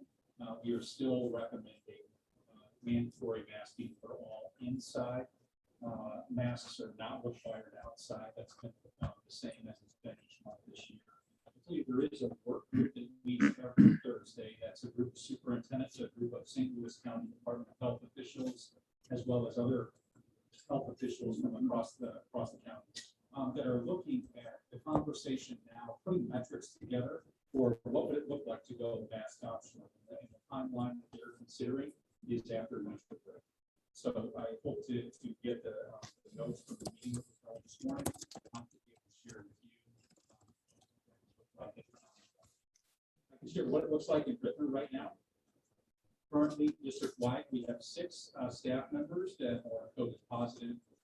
We have a total of 12 students that are COVID positive. Currently, we have 80 students that are quarantined, and currently we have 0 staff members. 80. Majority of those quarantined students over the last couple of weeks have been at our 2 middle schools. Last week, between our 2 middle schools, we had 60 students quarantined between Page and Ritenour Middle. This week, what's driving up the number is at Marion Elementary. We had 1 class of 23 students last week. Had to be short. would say by and large, the staff members are doing a good job around social distancing. However, when we have situations like that, where an entire classroom where we can do modified contact tracing, where we can do that, we have to quarantine the whole classroom, that creates some concerns. And part of the masking, with our discussion also, was we have not yet been able to, obviously for the 5 to 11-year-olds, the vaccine just became available. We do have a clinic next Wednesday in the district with, I think we can have up to 450 students. And we want to give those students an opportunity, those who choose to get vaccinated, to have that opportunity for one way. So board members, I do believe that a lot of the conversation now is starting to move in the direction of what would it look like to go mask optional. Not at that point at all where that's a county-wide recommendation. We're still at 5.9% positive in St. Louis County as of yesterday. That's the positivity rate, which still falls in that high rate of community transmission. However, that data is much more positive than where it had been even to start the year. So I feel like we're moving in the right direction, and I do feel like the masking and the social distancing precautions are having something to do with that, or relatively low numbers of positive students. Any other questions for Ms. Hahn, Mr. Wentworth, or for me? If not, we'd be seeking your approval of the return to learning plan for the period of time from November 11th until the business new year. I have comments. I think we should argue on that. We traveled over the weekend and everybody went. For me, by more masking, sometimes that you have to ask for me. Somebody gets masked on. Same thing in terms when I go back here, you go to different stores or whatever.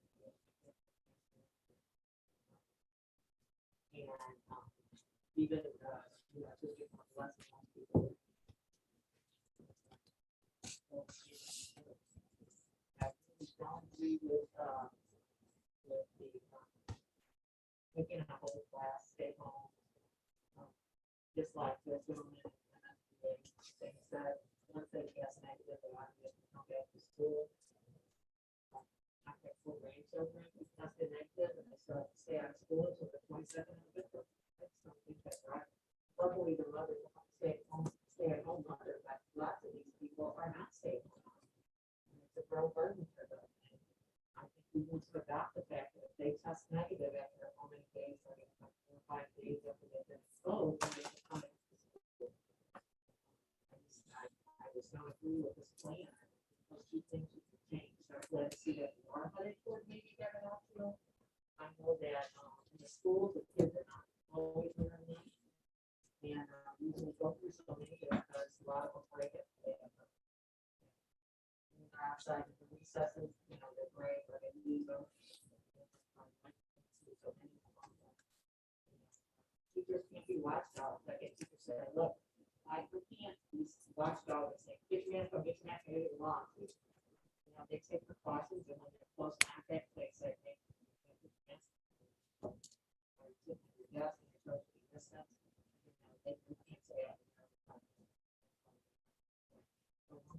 Sunday night of our she was so oh yes, so that's my opinion on this. I was going to ask, and I don't know if there's how to think about this thing, etc. This was actually from a community member who told me to ask about, testing his daughter to get tested. Or she wanted to get approved in this test, but she didn't have a doctor, in the area. It was just difficult to get her to get tested. And so she kind of just had this idea, like, is there any way to partner with like the local CVS or Walgreens or something? Or Caristeel. Okay, sorry. So that's my mistake. I didn't realize. I'm like, yeah, we should have like a little slot or something with them so that our parents who don't have access to medical care quickly can get their children tested. So We'll be Hill Albany tomorrow. They're providing a vaccination clinic for staff tomorrow for booster. And so we can talk to this first about testing. KRSDL has always been open for testing. There is an option through DSC for district nursing staff to do testing as well. We've not moved forward with that because with KRSDL being present, they can handle testing. So we'll have that conversation tomorrow to be this whole test and return. As feature, we haven't supported that much. We can talk about KRSDL to see what they know. Great. But the testing, Yeah, that's great. yeah.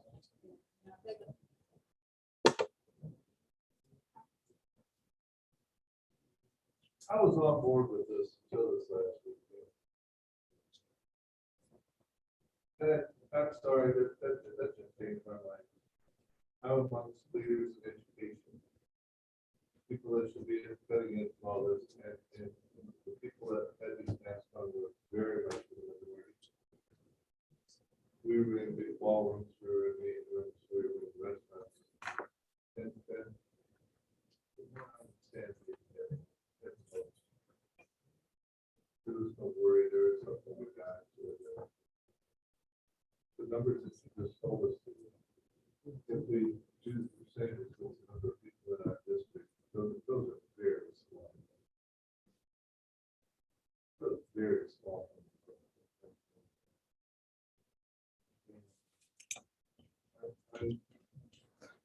I heard you say off the Christmas Day, right? There's a lot of lawyers, salespeople, a lot of people there. Not one of them even mentioned everyone else. Everyone would shake my hand when they were done. All drove home back there. I think we should also change it. But it's time. It's proven to me that there are those that lead, which is charged indirectly by what their actions were this last weekend. Told me we're done. And really, brought out there, just good, fine with it. At this point, I think it'd be let's walk back in here and say, we got me, they can ask what we've done. Let's say no, let's say, I think he said that. Some did, some didn't, where we were, but I think it's time.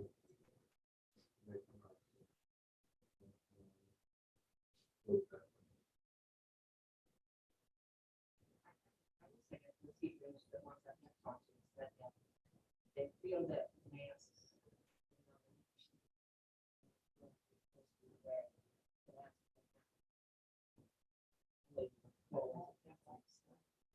Spread.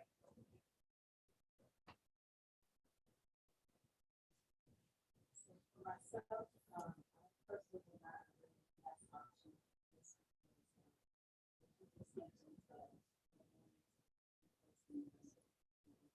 Not seeing decrease.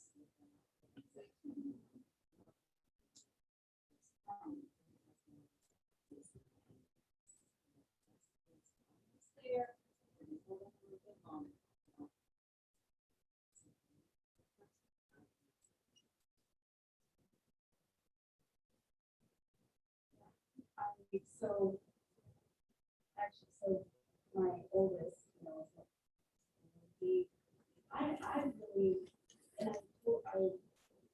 hear what you're saying about, the leaders in education and stuff. And looking at the Marvin stars that we saw earlier today, they are the leaders in education. Our kids are. They're a lot of ways leading us, leading the adults, right? And it's funny because Judah was telling me, like, I like to wear a mask to my friends because my friend so-and-so, he got really sick and his family got really sick. So it's just beautiful to see, I think, this opportunity that was provided to students to think about the larger community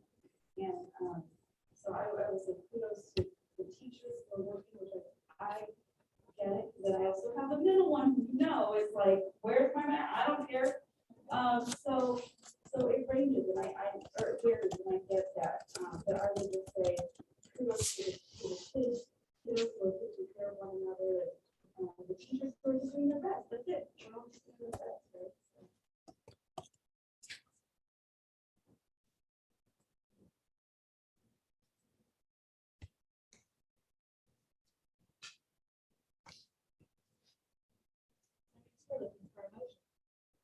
I didn't know if you wanted to have a suggestion or if you feel that that's the best option. Well, let's put it this way. I have 2 people that didn't show up to work this week because they got their children. And so I'm very much for keeping the mask on because them and their family, their children are sick and grown up. And I'm short staffed. So, I say keep the mask on. The other thing is, like Lisa said, just if we can get past this one little next step and we can get the number of staff and we can get to that other side, I feel that it will be better. So I just say, Yeah, I would think that probably if you're going out, you should just put it out there with next option, look, and swear. It's a lot of parents that realize kids will be sick as long as they certainly get the flu. They want to do it for the next 10 years, if, the ones that want to, and the kids that don't. Not hurting anybody. It can't hurt at all. So it's.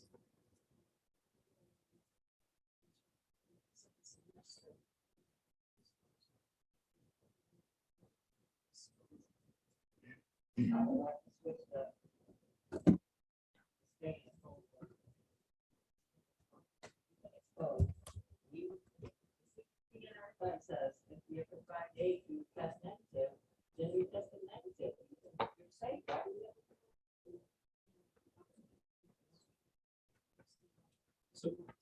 So we can explore it.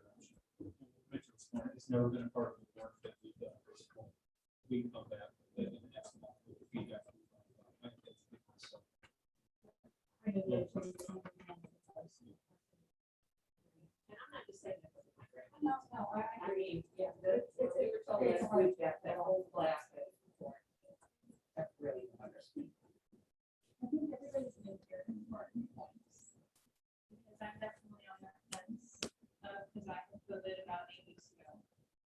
But I didn't get it from any one of my patients, and I'm the number one most exposed people in the world being done this, because everybody's. And 5 people will actually get positive that the health department calls you, and they tell you when you're exposed. And so I shut down for 3 or 4 days, and you go through the testing, and we were still negative. So by me masking and doing what's essentially saving me, me safe and my staff safe.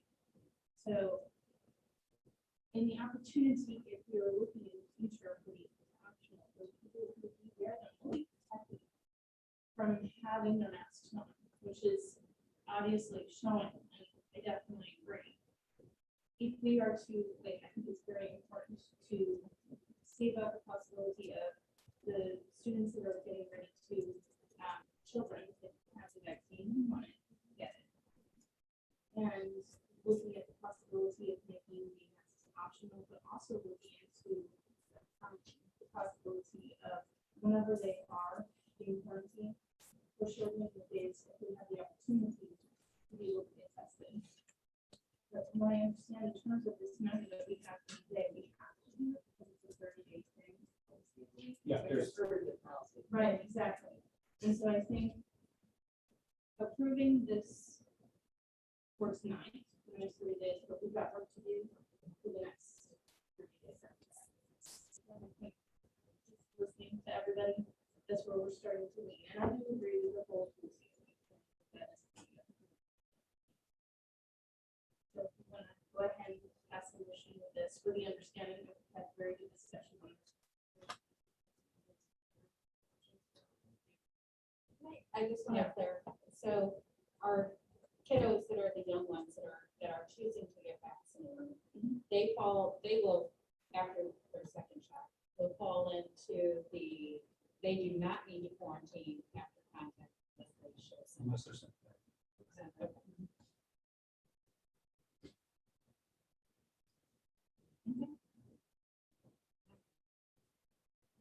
I would like to make a motion to approve the return to learning plan as presented.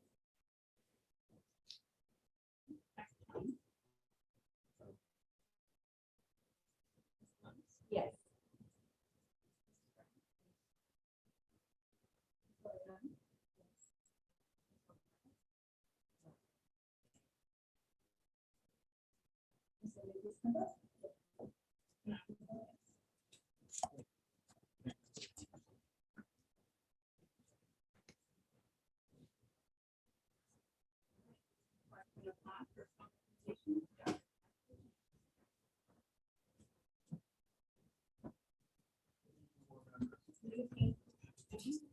Here is number 1 through 114 for your consideration. Yes, for approval and questions.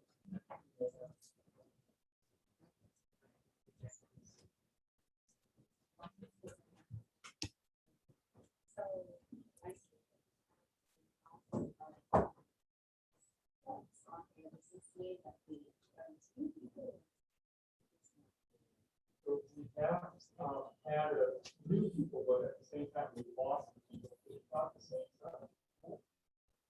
What this is, I talked about this, prior to the pandemic, we would bring stuff every November and every June. So we did that last November, and everything was stacking. We weren't sure our needs of science, we still primarily. That's why you see. There are some new folks on it, but we also lost. We confirmed if we wanted to stay on our goals. Particularly if anyone that has not worked with us in 6 months, we may know what reach out to make sure that they can. Yeah. We did have 4 more people today. They finished everything late in the day, if we would get started. So stay on the.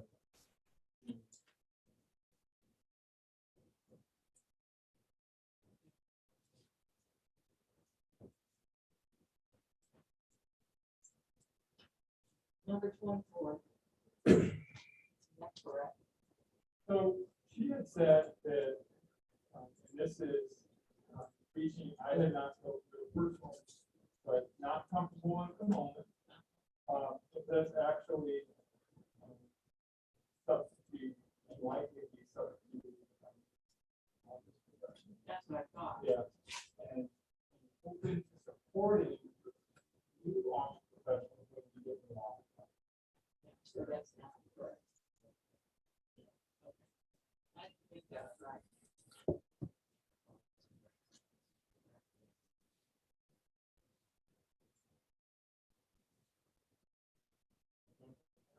It's because you can still on.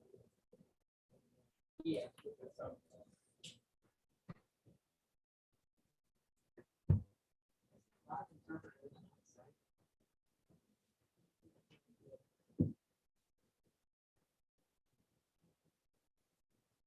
Will be approved. Excuse me, I'm sorry, it's true. When you go for approval,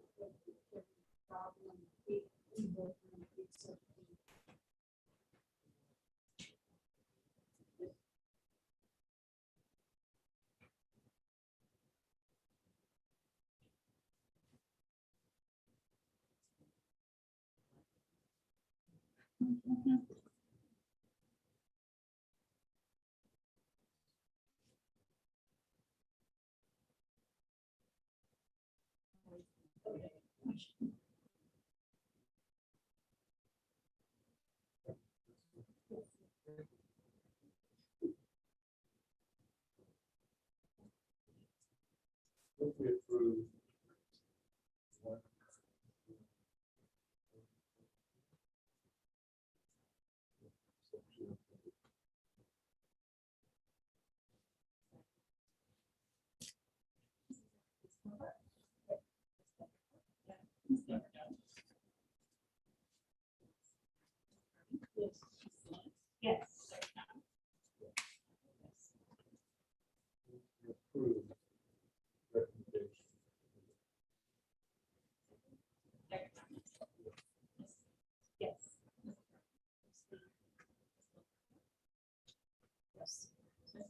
Emma? Yes.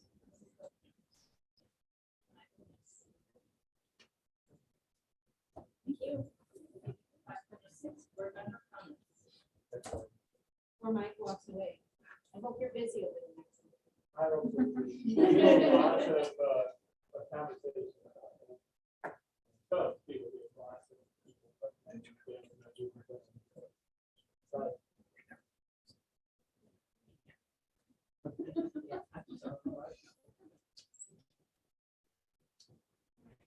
Six board member comments.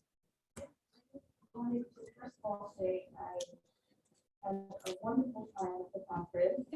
I felt like I learned a lot and it was great to both spend time with you all and also just learn more in some of the breakout sessions. So one of the things was some of the legal updates, which they actually mentioned here about the vouchers and things like that. I'm just kind of wrapping my mind around all of that, learning more of that. And they passed out these cheat sheets about how it will become a law in Missouri. And kind of, and it just was, it's a really great informational graphic. So I thought I was going to make copies for whoever wants it. But just wanted to kind of say that I think I'm going to explore that a little more, kind of get more understanding about how these things work and how we can use our collective power as a board to really make our voices heard in the legislature. So.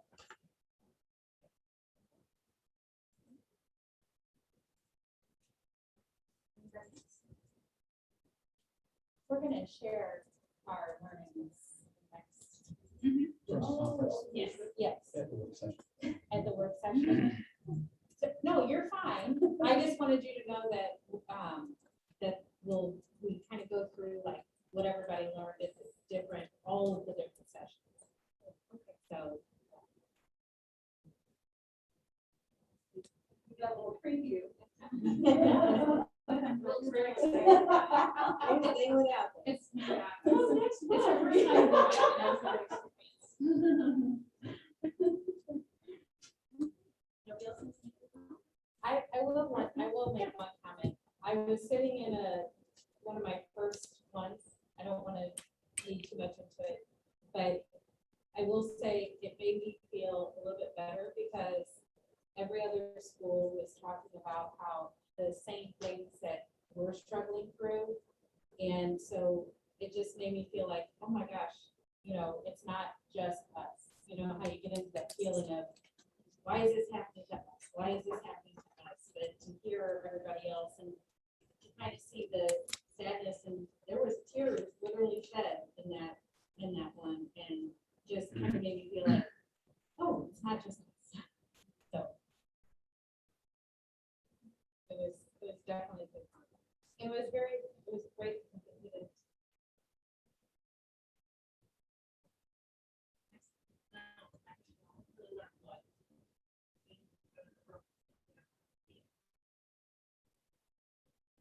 We'll move then to number 6, the consent agenda.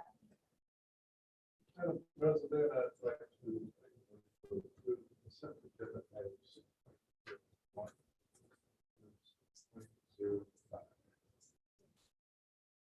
Ms. Enriquez Pinto? Yes. Ms. Beltran? Sure. Ms. Glover Jones? Yes. Mr. Gardner? Mrs. Long? Yes. Dr. Thomas? Yes. And I vote yes. To 7.0 closed session, 7.1, reconvening closed session, 6.0, 0.2.